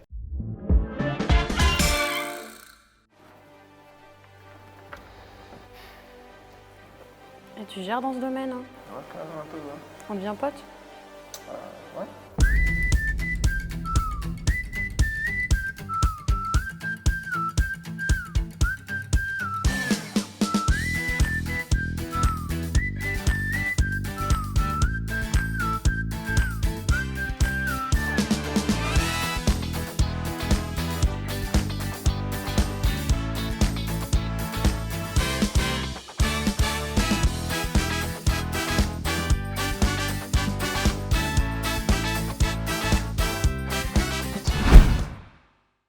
Alors, félicitations à vous. Donc, on ne les a pas sur Zoom, mais en tout cas, je crois que le ministère, vous allez les voir à l'université pour leur remettre le prix, c'est ça? Oui, on va aller les voir. On est très fiers de cette équipe. Alors, on a eu du mal à choisir, hein, beaucoup d'équipes, beaucoup de créativité chez nos jeunes, chez nos étudiants et nos étudiantes. Et là, vraiment, ce petit film… Oui, pourquoi lui? Voilà, il dit tout des STAPS, qui sont une formation qui insère bien à Bac+3, qui permet également la poursuite d'études, donc très polyvalente, qui est portée par des enseignants-chercheurs très impliqués, qui suivent parfaitement leurs étudiants. Et c'est une formation qui a une approche vraiment tournée vers les compétences autant que vers les connaissances. Donc c'est quelque chose qui plaît beaucoup. Et dans ce petit film, on voit l'engagement des étudiants et on voit aussi l'engagement du directeur du responsable de cette licence STAPS, qui dit tout, c'est-à-dire les STAPS, c'est du sport évidemment, mais c'est également le goût des sciences, le goût de l'anatomie. C'est tout ça à la fois et ça mène à une diversité de métiers, parfois méconnus, et c'est la raison pour laquelle nous avons choisi ce petit film-là. Eh bien, merci beaucoup. Anne-Sophie Barthès, très claire, très limpide, et on a tout compris. Merci beaucoup à vous d'être venus jusqu'à nous. On va, et encore bravo aux gagnants qu'on n'a pas vus, mais vous allez sûrement les voir bientôt pour remettre le prix du coup dans leur université. En fin d'émission, on va remettre le prix exceptionnel qui est normalement le diamant qu'on aura tout à l'heure. Mais d'abord, on passe au trophée or de la com tout de suite. Alors c'est parti pour le trophée or de la com. Alors c'est un prix un peu particulier parce que c'est pas un jury qui l'attribue, mais ça prend en compte en fait toutes les communications qu'il y a eu et qu'un film a pu générer. Alors par exemple les passages en presse, en radio, en télé, ça peut aussi être, je sais pas, le nombre de likes, de partages, etc. Et comme il n'y a pas de jury, du coup c'est moi qui vais le faire. Et je vais représenter notre partenaire qui s'appelle Adobe et qui, en plus de ce clap de la com, a en plus offert 300 logiciels de montage. Donc merci beaucoup à eux. Le trophée or de la com, qui est tout aussi important que les autres, vous avez généré, alors j'ai les stats, elles sont impressionnantes pour ce film. Le trophée or de la com est pour le film Saisie, l'esprit d'équipe, réalisé par le Saisie de Nanterre. On regarde un petit extrait, on les retrouve juste après ici. J'ai intégré cette école en alternance, me permettant ainsi d'avoir un petit salaire pour mes 3 années d'études. Confrontée à l'entreprise et à ses enjeux, obligée de s'y adapter et de sortir de ma zone de confort, ça n'a pas toujours été facile. Mais je sens que je progresse. Cher journal, je n'aurais jamais pensé que le Saisie puisse changer à ce point ma vie. Travailler dans l'automobile a toujours été un rêve pour moi, mais je ne savais pas comment y arriver. J'ai plutôt de la chance d'être guidée pour réaliser mes projets de vie, et ça n'a pas de prix. On ne vous laissera jamais perdu sans savoir comment être acteur de votre parcours. Félicitations à vous. Est-ce que vous me voyez ou est-ce que moi je vais vous voir sur l'écran? Oui, ils sont là. Comment ça va tout le monde? Super. Super, salut à tous. C'est toi qui tiens l'appareil photo, celui qu'on voit en grand, Louis, là, c'est ça? Oui. Avec Léna qui est la fille qu'on voit au début. Voilà, c'est ça. Ouais, c'est bon, j'ai l'impression d'être à une avant-première de film américain où je vois les acteurs sur Zoom en direct du Grand Rex. Bonjour à Jordan, à Anaël qui est là, à Zéphyr aussi, salut à vous tous. Bonjour. Alors, vous êtes content de ce prix déjà, d'avoir le trophée or? Ah super, on est très content, oui. C'est qui a eu l'idée de ce film? C'est toi, Louis? Alors c'est moi qui ai eu l'idée, mais on m'a beaucoup aidé pour peaufiner un petit peu mon esprit qui part un peu dans tous les sens. Toute l'équipe a participé à part égale. Et on a le temps quand on est dans une école d'ingé comme ça de trouver le temps pour faire un film? Bah on prend le temps surtout. Ah, c'est bien. Parce que la particularité, je crois, de votre cursus, c'est que vous travaillez beaucoup en équipe, c'est ce que vous disiez? Voilà, exactement. On est en alternance, donc on est habitué à travailler en équipe. Et donc on a réuni une petite équipe sympa pour pouvoir réaliser ce film. Alors toi, tu sais déjà dans quel domaine tu veux travailler plus tard, Louis, ou vous tous là? Moi, je pense travailler dans l'innovation et Léna sûrement dans le bâtiment. Tu veux travailler dans le bâtiment? Tu veux faire quoi, Léna? Je vais être dans le bâtiment, donc commencer conductrice de travaux et après évoluer, suivre un travaux de A à Z et peu importe le chantier, que ce soit un bâtiment ou dans les travaux publics, comme les ponts, les voiries, je suis pas encore sûre, mais voilà, ça me plaît. D'accord, trop bien. Et t'as un peu une tête d'actrice, hein. Franchement, tu passes très bien à l'image. Hein. Même toi, Louis. Hein, non, mais franchement, vous avez beau casting. Anaël aussi, qu'est-ce que tu veux faire plus tard, Anaël, rapidement? Alors, moi, j'aimerais bien être maître d'ouvrage dans le monde du BTP. C'est un peu comme Léna. Mais du coup, je m'occuperai de tout ce qui est préparation de chantier, tout ça, pour ensuite Léna fasse du coup un peu tout ce que je vais donner. Votre film a fait des milliers de vues sur le site, beaucoup de commentaires, de likes, etc. Ça a généré 100 000 impressions, je crois. Donc encore bravo, franchement, à tous les 5. Jordan, un petit mot aussi pour finir, là, pour que tout le monde puisse parler. Zéphyr après. Et Jordan. Ouais. Jojo. Du coup, effectivement, on a géré. Je suis content et en tout cas encore merci pour ce trophée. Avec plaisir. En tout cas, félicitations à tous les 5. On vous embrasse fort et merci d'avoir participé encore une fois. D'accord? Merci beaucoup. Merci beaucoup. Salut les gars, salut à tous. On va découvrir le trophée or maintenant, devenir enseignant. C'est parti.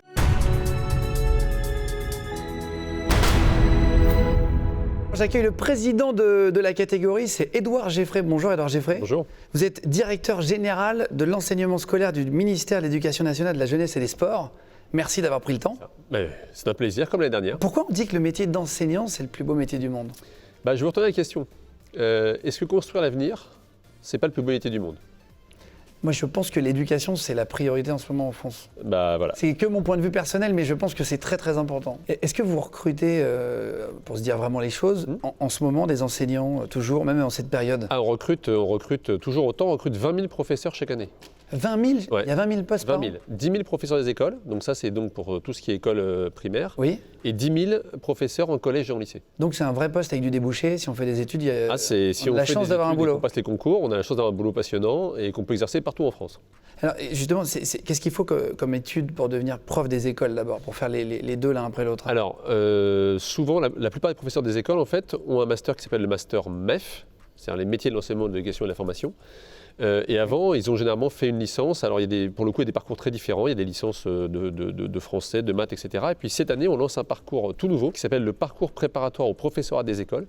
C'est-à-dire que dès la fin du bac, dès la première année dans le SUP, on peut avoir une formation qui prépare dès le départ en fait, à devenir professeur et qui permet d'être en école chaque semaine pour observer, pour pratiquer le métier d'enseignant. Voilà. On va remettre un trophée ensemble? Ah ben grand plaisir. Le trophée or qu'on remet ensemble avec Édouard Geffray de la catégorie devenir enseignant Bac plus 4 et plus est attribué à, je déchire mon enveloppe, les arts plastiques et enseignant Université Bordeaux-Montaigne, c'est à Pessac en Gironde. Salut les amis du 33. On va regarder un extrait, on se retrouve juste après avec le lauréat qui s'appelle Gaël Péisson. Pour pouvoir entrer en Master MEF, il faut avoir un Bac plus 3 ou équivalent. Donc la voie logique, c'est de faire une licence d'art plastique, prendre en 3e année l'option didactique. Mais les cursus peuvent être très différents. La preuve. Ben moi j'ai fait une licence art plastique. J'ai fait une mana, j'étais en bac pro ébéniste, puis au fur et à mesure je me suis réorienté en licence 3 dans l'option didactique. J'ai fait un bac pro, la passion de l'enseignement m'est venue pour ensuite atterrir dans le master MEF. Mais surtout, le gros point fort de la formation, c'est qu'on va être amené à réaliser 2 stages de 2 semaines chacun. Le premier où on est observateur.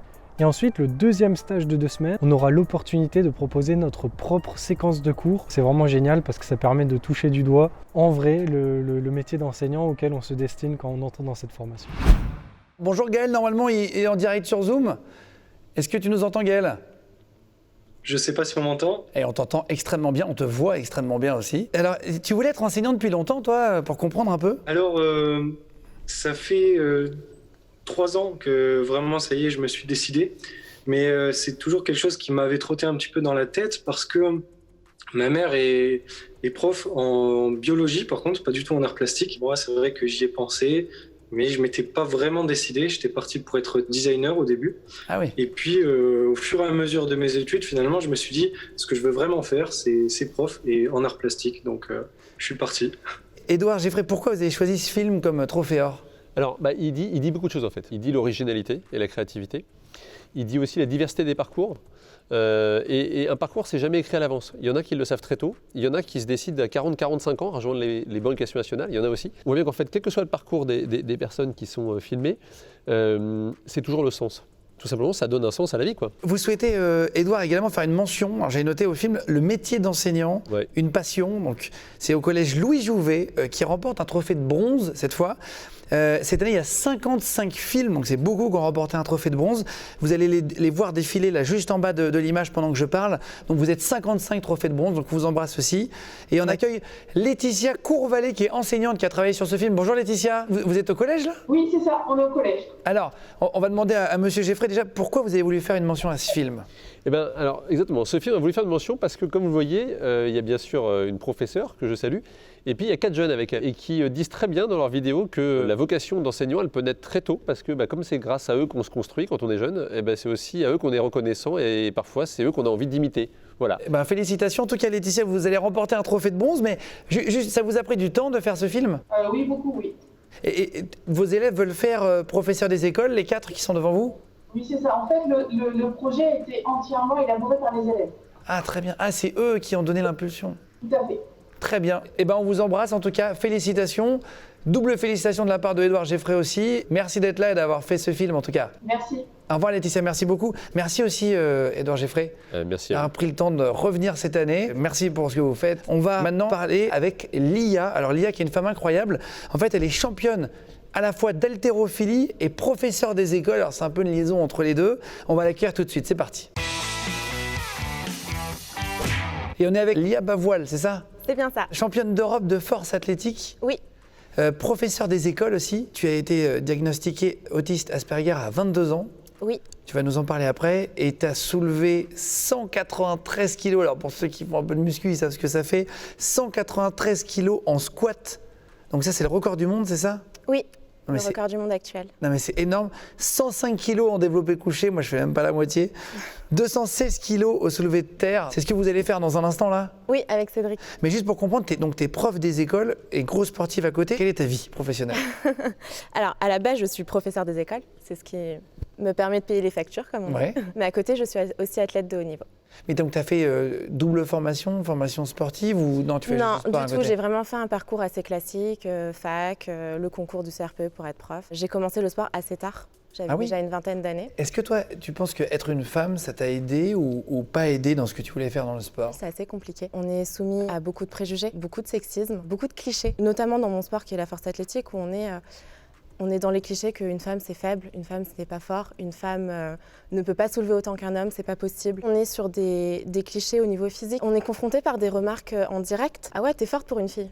Pourquoi tu rajoutes pour une fille? Tout de suite, il y a cette réflexion pour une fille. Toujours, pour une femme, pour une fille. Alors toi, tu as été diagnostiquée autiste Asperger, c'est Oui. ça? Ça veut dire c'est très léger, on a du mal, on ne sait pas trop ce que ça veut dire. L'autisme, c'est un spectre. On peut être à différents endroits dans le spectre, entre guillemets. L'Asperger en particulier, c'est un handicap invisible. Il affecte tout ce qui est relationnel et aussi sensoriel et émotionnel. Par exemple, tout ce qui va être convention sociale peut être très compliqué. C'est quelque chose que j'ai dû apprendre quand quelqu'un va me dire bonjour.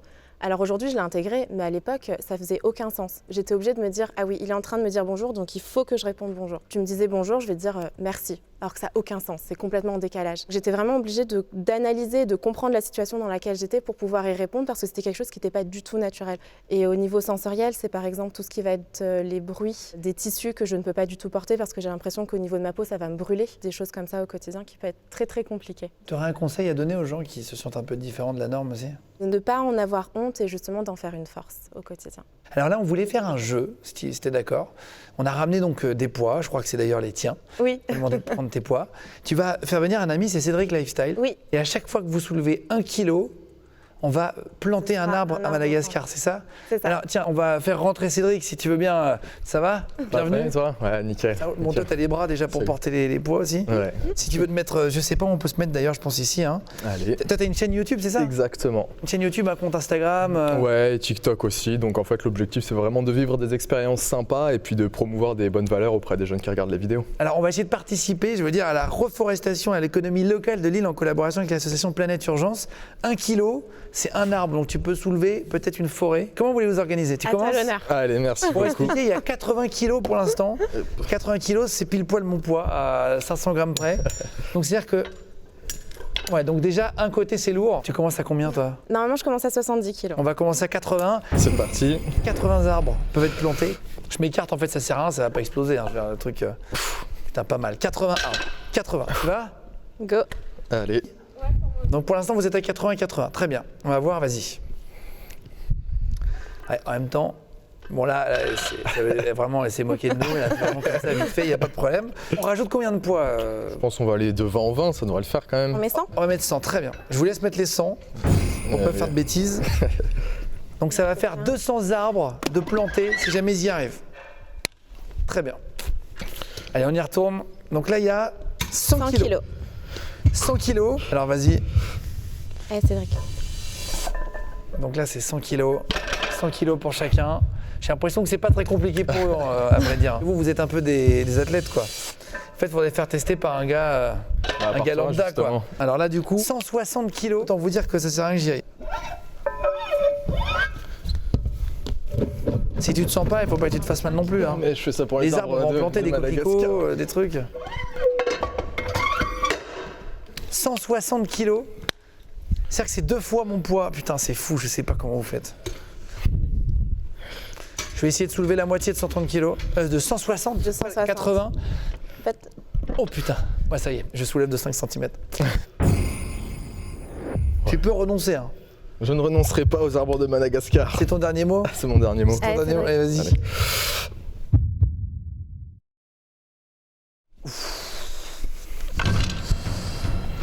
Putain, 160 kilos, les gars.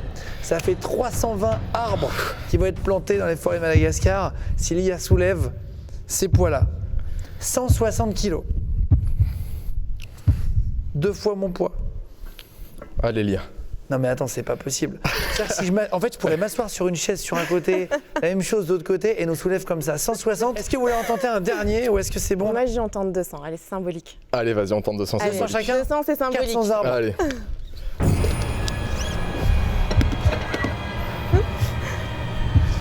Il y a 200 kilos. Il y a 10 kilos près de ton record.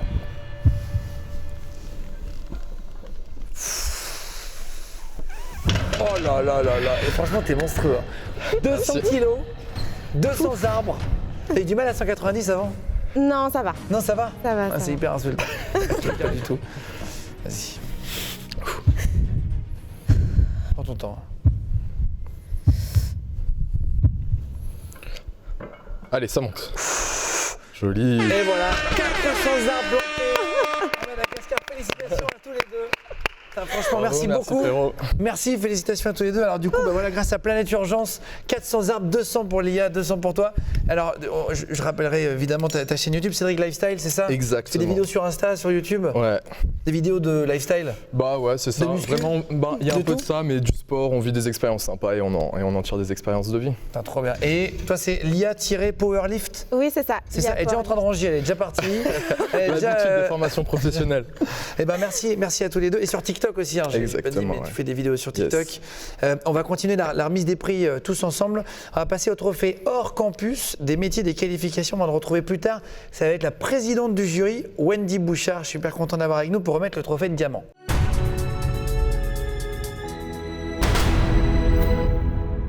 Et j'accueille le président de la catégorie, c'est Mathieu Mercier-Ca. Bonjour Mathieu. Bonjour. Alors vous êtes chef de la mission éducation économie campus. Bravo. Au ministère de l'Éducation nationale. Est-ce que pour ceux qui nous regardent, vous pouvez expliquer ce que c'est vraiment?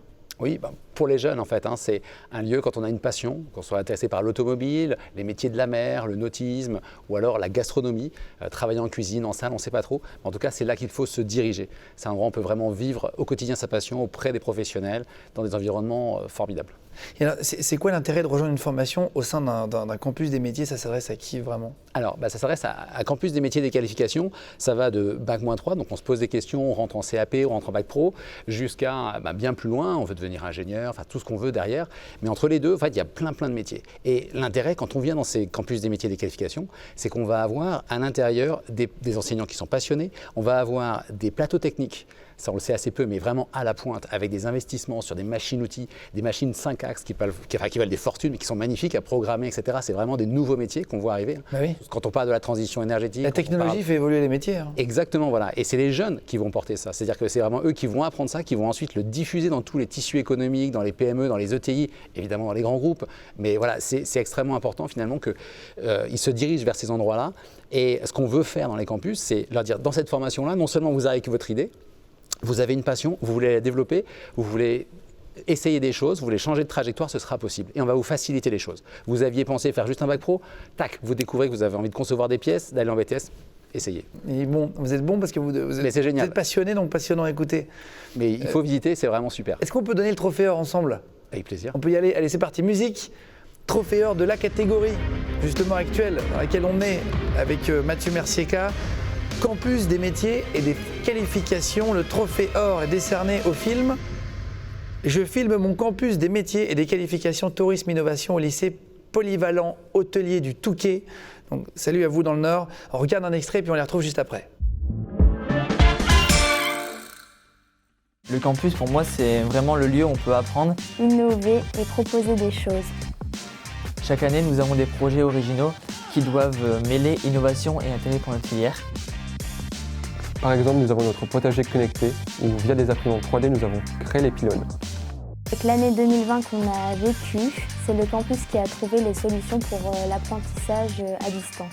Et nous avons pu échanger avec nos professeurs, des camarades qui étaient à l'étranger et des professionnels. Nous avons aussi pu échanger sur nos futures orientations grâce au salon virtuel du campus. Ces rencontres, ça nous aide pour notre formation parce qu'on fait le lien avec des sujets d'actualité qui nous intéressent. Merci à vous tous. Est-ce qu'on peut retrouver les gagnants, je crois, sur Zoom normalement? Martin Codvel, Lou Cheval, Alexandre Zoki, je crois qu'il y a un peu tout le monde. Alexandre, c'est toi, hein, c'est ça avec la cravate? C'est bien ça, c'est Alexandre. T'as sorti ta plus belle cravate, mon ami, là, elle est toute repassée, la petite chemise aussi. Félicitations en tout cas pour le trophée or. T'es content d'avoir gagné ce trophée? Bah oui, évidemment que je suis content. Putain, ça fait plaisir, parce que vous avez dû mettre un peu de temps pour faire ce film.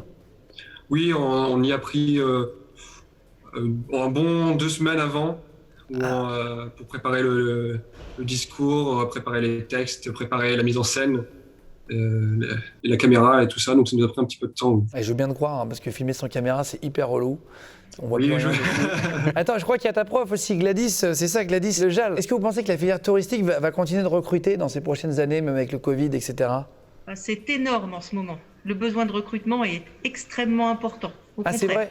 Bon, là, voilà. c'est reparti, mais très très fort. Et Alexandre, concentre-toi sur le BTS, hein, alors, parce que si c'est important, il faut que tu l'aies cette année. Parce qu'il a les prochaines. Je peux bien l'avoir. Ouais, t'es bien parti. Bien, oui. Bon, félicitations à vous, en tout cas à vous quatre. Merci beaucoup d'avoir pris le temps pour le film. Et juste pour finir, pour que vous puissiez entendre pourquoi votre film a été choisi comme trophée, Mathieu Mercica, pour expliquer pourquoi. C'est une équipe formidable, ça se voit, il y a vraiment une collaboration. Et puis surtout, ça présentait de bonnes valeurs. Je crois que ça mettait en avant aussi un secteur dans les services. J'ai beaucoup parlé de l'industrie, mais il y a aussi les services. La gastronomie, c'est quand même un savoir-faire français. Et ce qui est extrêmement intéressant, c'est que dans les Hauts-de-France, ils le réinterprètent. On entendait le potager connecté. On sent qu'il y a énormément d'innovation derrière. C'est une équipe qui porte, et je n'ai pas parlé de ça, mais il y a l'international aussi. Et ce campus-là a vraiment développé du partenariat avec le franco-allemand, avec d'autres pays, pas seulement. Et je crois que c'est vraiment cette opportunité-là aussi pour les jeunes qui est donnée. Donc voilà, c'était l'opportunité d'avoir une sorte de package. Ils ont fait beaucoup de choses bien et on voit bien l'enthousiasme de toute l'équipe. Merci beaucoup à tous les quatre, en tout cas félicitations et merci encore une fois Mathieu Mercica d'être venu jusqu'à nous. Alors en plus du concours Je filme ma formation, Parcours Métier.tv a organisé cette année encore le festival vidéo en ligne des métiers et des formations Parcours Métier Awards, comme l'année dernière, pour donner encore plus de visibilité à tous vos films. Et donc là, vos films se disputent le Grand Prix Parcours Métier Awards 2021.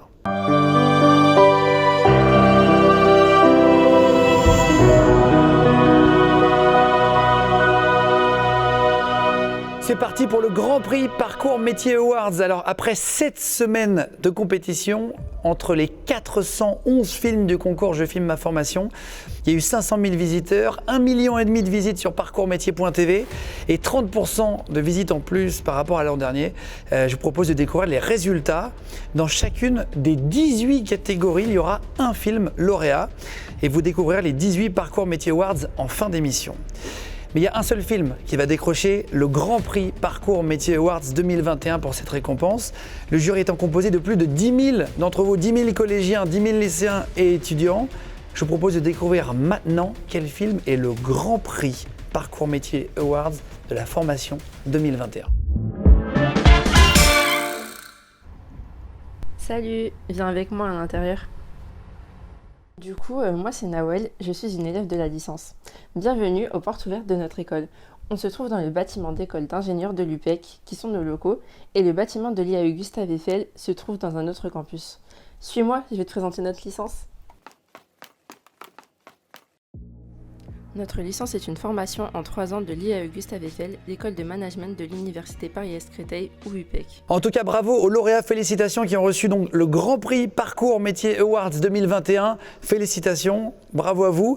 Bravo également aux visiteurs du festival qui ont voté, merci 1000 fois, et qui remportent grâce au tirage au sort. Il y aura donc 43 caméras sport et 2 tablettes à vous partager. Et on va retrouver Édouard Geffray, qui est directeur général de l'enseignement scolaire au ministère de l'Éducation nationale et de la jeunesse. Jingle, et c'est parti.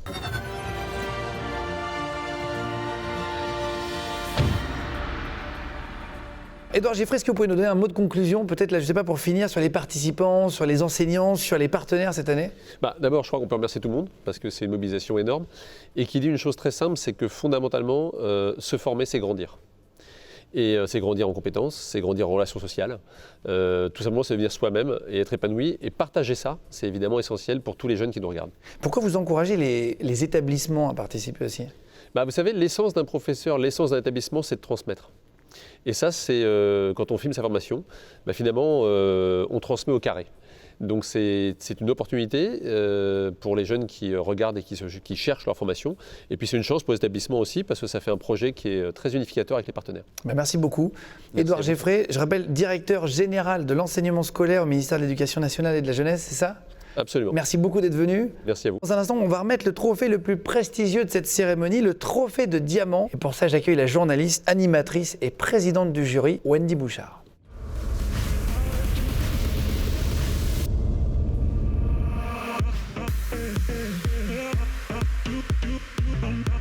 Alors, la présidente du jury a le droit à un jingle avec des photos, etc. C'est quand même très élégant. Bonjour Wendy Bouchard. Salut Guillaume. On peut se tutoyer? Bien sûr, on se connaît. Guillaume, on se On va connaît. pas faire semblant. Tu nous accueilles dans un lieu exceptionnel qui a marqué mon enfance entre autres. Donc merci pour tout. Alors, déjà. on t'accueille malheureusement sans public. Ah oui, pardon, mais vous êtes là, ils sont là. On espère que l'année prochaine, alors du coup vous êtes derrière les caméras. Je sais que toi tu es une très grande journaliste. On parle des formations. Je sais que ta formation ça va intéresser plein de gens et surtout le métier de journaliste. Qu'est-ce que tu as fait toi comme école? Comment ça s'est passé pour arriver? Ça a été sinusoïdal. Donc c'est bien parce que je suis la preuve qu'une trajectoire n'est pas directe, qu'on peut se chercher, se perdre. Alors je me suis perdue dans des études académiques, d'administration. J'ai fait Sciences Po, j'ai préparé l'ENA et puis en fait, c'est un peu par élimination que j'ai retrouvé ce qui était peut-être enfoui au fond de moi, ma vocation première, qui était d'être au cœur de l'actualité, d'échanger, comprendre la vie des uns et des autres, et qui était la profession de journaliste. Mais c'est pas venu très tôt. Il a fallu que j'attende 23 ans pour qu'il y ait un déclic. Ah c'est vrai, 23 ans? Ouais, assez tardivement. C'est pas tôt, non? Non, c'est pas du tout une vocation précoce, ou du moins elle n'était pas vraiment dite. Et donc, une fois que j'ai compris que c'était ma vie, j'ai fait le centre de formation des journalistes. C'est vrai qu'une école de journalisme, ça ouvre des portes dans un métier qui est en changement et en bouleversement, je pense qu'on en parlera. Ça permet quand même d'avoir un petit peu de code, d'être parfois un sésame. Mais il y en a qui arrivent encore sans passer par ce canal et c'est tant mieux. Sans école de journalisme, tu veux dire? Oui, il faut un peu de culot, il faut un peu d'audace, il faut écrire, il faut savoir bien parler, s'intéresser au monde d'aujourd'hui et de demain et puis parfois ça marche. Alors avec le Covid depuis un an, dans une année quand même très particulière, on le voit derrière moi du coup, est-ce que tu as vu le métier de journaliste changer avec une année Covid? Bien sûr, j'ai vu le métier changer. Alors moi, pour ce qui est de la radio, on a retrouvé un petit peu l'essence même et l'épure de la radio, c'est-à-dire un dialogue très, très épuré. J'ai pu pendant 4 mois présenter ma tranche les 4 heures du week-end depuis mon petit coin d'appartement. J'avais 15 personnes et invités aux 4 coins de France, voire de l'Europe. Donc on s'est retrouvés tous dans une écoute et une communion particulière. C'était facile. Maintenant, ce qu'on voit, c'est qu'on réduit la voilure dans un certain nombre de médias, qu'on va vers des radios ou des télés qu'on appelle un peu low cost, c'est-à-dire que chaque journaliste est censé faire plusieurs métiers. Ça, on nous l'avait déjà un petit peu dessiné il y a quelques années, mais être présent sur le numérique, savoir faire du podcast, savoir écrire, aussi, même quand on fait de la télé ou de la radio, tout ça se conjugue. Mais j'allais dire que c'est plutôt bien parce que ça nous apprend à nous adapter. Et au fond, c'est le sens de chaque métier. Et nos intervenants et les jeunes ici le savent bien. Donc tu as vu ça changer en quelques années rapidement? Quand même. Et puis pour être à Europe 1, qui est un média un peu en tourmente et en réflexion, on est sur cette approche-là. C'est-à-dire que maintenant, quand on va faire un reportage, il faut qu'il y ait aussi une trace sur le site internet, voire une trace numérique en podcast. Donc on doit faire 3 métiers. Multicanaux, quoi. Bah oui. Mais je pense qu'on ne pourra s'en sortir qu'en s'adaptant. Comme ça, en démultipliant les canaux. Alors après, voilà, on ne démultiplie pas forcément les salaires et on n'a pas des temps horaires extensibles. Mais il faut peut-être passer par là pour adopter cette mue et pour pas que le métier meure. Alors toi qui, en tant que journaliste, as une bonne vision des différents secteurs économiques, est-ce que tu as des conseils sur le choix des études? Aujourd'hui, on a bien compris, y compris dans les métiers des soignants, qu'on a envie quand même de faire le bien, mais de concilier sa vie professionnelle et sa vie familiale. On a classé les métiers entre essentiels et non essentiels. Ça a été extrêmement douloureux. Et pour ceux qui nous regardent et qui ont envie d'embrasser des métiers qui sont jugés non essentiels, c'est horrible. Donc je pense qu'il faut dépasser tout ça et se dire, le monde est en train de bouger, la société est en train de bouger. On va peut-être être davantage hors des villes, on va peut-être réenchanter un peu nos territoires. Il y a des épiceries solidaires qui se montent, il y a des écoles qui se transforment en d'autres lieux aujourd'hui, des écoles désaffectées. Donc, il faut penser aussi un peu le monde de demain. C'est pas parce qu'on embrasse un métier aujourd'hui qui est un peu fragile qu'il ne faut pas aussi se projeter sur le métier de demain. Donc, du moment qu'il y a l'envie, la passion, la motivation et qu'il y a un peu de soutien, parce qu'il y a beaucoup d'aide quand même de l'État, de la région, etc., il faut aller le chercher. Je pense qu'on peut, du moment qu'on y croit, y aller. Est-ce que tu as un conseil pour ne pas se tromper de voie ? Tu disais qu'au début, tu t'étais un peu perdu, toi. Oui, et en fait, écouter sa petite voix intérieure quand même. Parce que je pense que mes parents étaient profession libérale, des artisans, donc ils avaient peur de la précarité pour moi. Donc je me suis un peu construite pour leur faire plaisir en me disant je vais être fonctionnaire. Mais en fait, ce n'était pas ce que j'avais au fond de moi. Donc il faut écouter un petit peu son intuition. Alors c'est vrai que quand on a 16-17 ans, c'est compliqué. Mais ça vous retrouve toujours à un moment donné. Toujours, ouais. Y compris pour les reconversions. La maîtresse de ma petite fille était notaire, elle est devenue professeure des écoles il y a 2 ans. Donc tout est jouable, tout est possible. Et il y a peut-être des métiers qu'on a un peu loupés, si vous avez 30 ou 40 ans aujourd'hui, ou plus. et ben, qu'on peut reprendre aujourd'hui. Les études surprennent, la formation continue. On peut le faire jusqu'à 45 ans, nous disait un monsieur tout à l'heure. Bah, voilà. Effectivement, c'est fou. Hein. On a encore quelques années devant nous. On peut encore le faire. Tu dois faire un choix du trophée de diamant qu'on va redonner ensemble tout à l'heure. Mais alors, exceptionnellement, tu as eu un coup de cœur. Oui, ça a été très dur de choisir, en particulier cette année, parce que je trouve que compte tenu du contexte, vraiment, ils ont tous fait des efforts assez incroyables. J'ai ce coup de cœur pour plusieurs raisons, mais d'abord parce que ça me replonge dans beaucoup de choses familiales, le quartier de mon grand-père où il a fait ses études, l'atelier de bois de mon autre grand-père, donc il va être question d'ébénisterie. Je vous laisse peut-être présenter ce coup de cœur. Alors c'est parti, si on peut mettre la musique en régie s'il vous plaît. Le trophée coup de cœur de la présidente du jury. Je veux dire, c'est une invention de cette année, c'est pour dire le niveau du coup de cœur est attribué au film qui porte le nom CAP ébénisterie à l'école de la Bonne Graine, réalisé par le CFA de la Bonne Graine à Paris. Félicitations à vous les amis. On regarde un petit extrait juste après, on vous prend sur Zoom.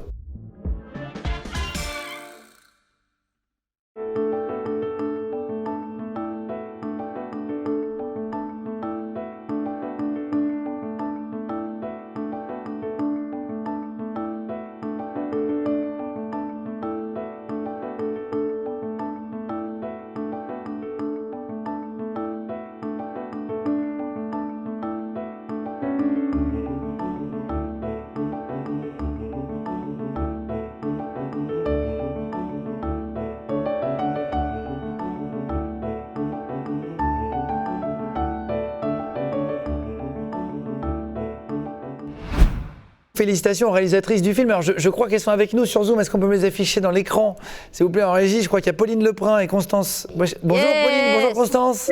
Salut. Vous êtes cru à qui veut gagner des millions, vous avez mis votre petite pancarte sur vous, en plus qui est très discrète. Ça va Constance? Bonjour Pauline aussi, bonjour à toutes les deux. Félicitations, vous êtes du coup le trophée coup de cœur de Wendy. Pourquoi tu les as choisis en trophée coup de cœur? Qu'est-ce qui t'a tant plu? Vous avez vu ce petit film? Alors c'est un extrait des presque 3 minutes qu'elles ont réalisé avec toute l'équipe pour montrer l'élégance du geste, la technicité, l'exigence, le travail de la matière, le réemploi de cette matière. On est dans une période où on parle aussi beaucoup de recyclage et de matières nobles. Le bois en est une s'il en est. Donc je trouve que vous faites un métier magnifique. J'ai des souvenirs d'enfance. Mon grand-père était décorateur de son atelier justement, où j'ai grandi aussi dans le copeau.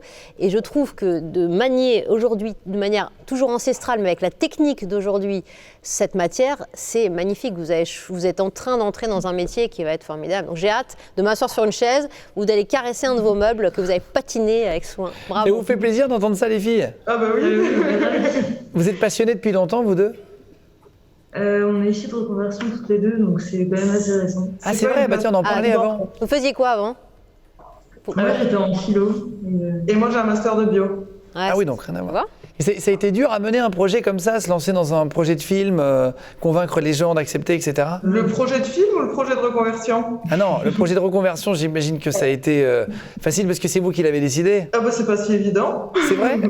Raconte-nous pourquoi c'est pas si évident quand t'as...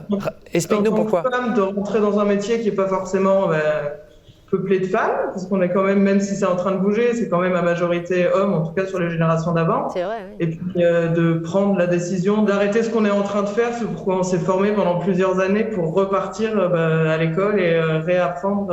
Oui, mais si ça vient de toi, c'est déjà important de faire un truc qui te plaît. Et ça te plaît? Est-ce que tu es contente de ce choix finalement?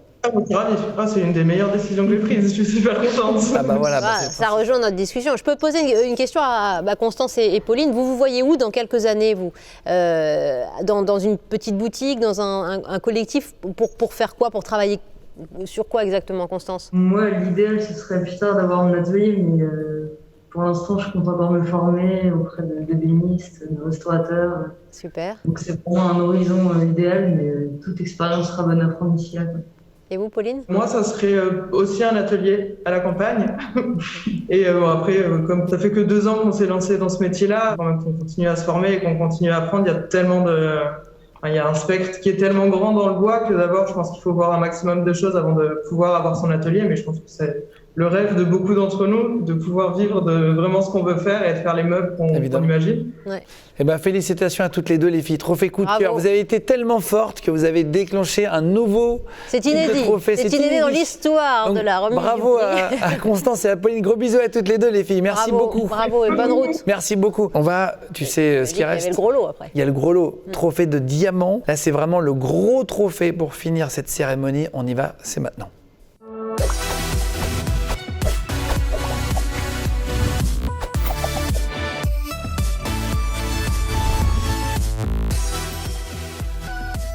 Grand trophée de fin de cérémonie. Et alors, le trophée de diamant, il est là. Voilà, faut le savoir, c'est ça qu'on va vous envoyer chez vous. Je filme ma formation trophée de diamant. Donc ça, c'est vraiment les grands gagnants. C'est toi, Wendy, qui a choisi le film. On va mettre la petite musique, si vous voulez bien, la petite musique de tension pour annoncer ce trophée de diamant. Le trophée de diamant, il n'y en a qu'un.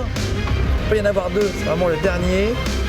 De Je filme ma formation édition 2021, c'est les Bac Pro ASSP. Félicitations à vous les amis, vous êtes trophée de diamant, lycée des métiers de Charmilles à Châteauroux dans le 36. Félicitations à vous. On regarde le film en intégralité et on se retrouve après avec les protagonistes. À tout de suite.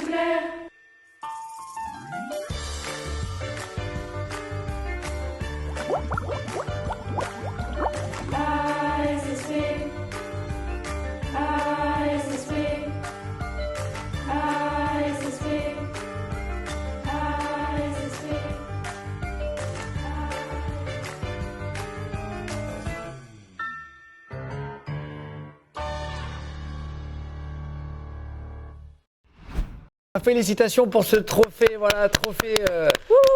C'est vraiment le trophée de fin. Il est là, le trophée de diamant. C'est toi qui l'as choisi. Ouais. Wendy, on peut retrouver. Est-ce qu'on peut retrouver les protagonistes, ceux qui l'ont fait, les acteurs du film? Alors, c'est vous qui dansez, Clara, au début du film? Oui, c'est moi. Bravo. Salut. Alors, il y a Axel, il y a Léa, je crois, il y a Ophélie aussi. Chloé et Marc, normalement il y a un peu tout le monde. Eh ben félicitations. Bravo. Félicitations. Vous imaginez remporter le prix le plus prestigieux ou pas quand vous avez commencé le film? Non. Non. C'est qui a eu l'idée? C'est vous, Marc? Oui.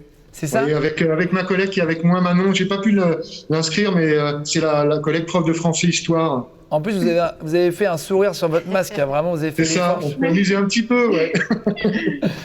C'est vous qui avez un peu l'idée, le projet, qui avez conseillé, c'est ça? Et le soin à la personne, c'est une filière qui va recruter, vous pensez, là? Je pense, oui, je pense. Ouais, on a beaucoup parlé des EHPAD cette année, c'est vrai qu'avec entre le Covid, etc. Vous êtes fiers de travailler, vous, en aidant les autres?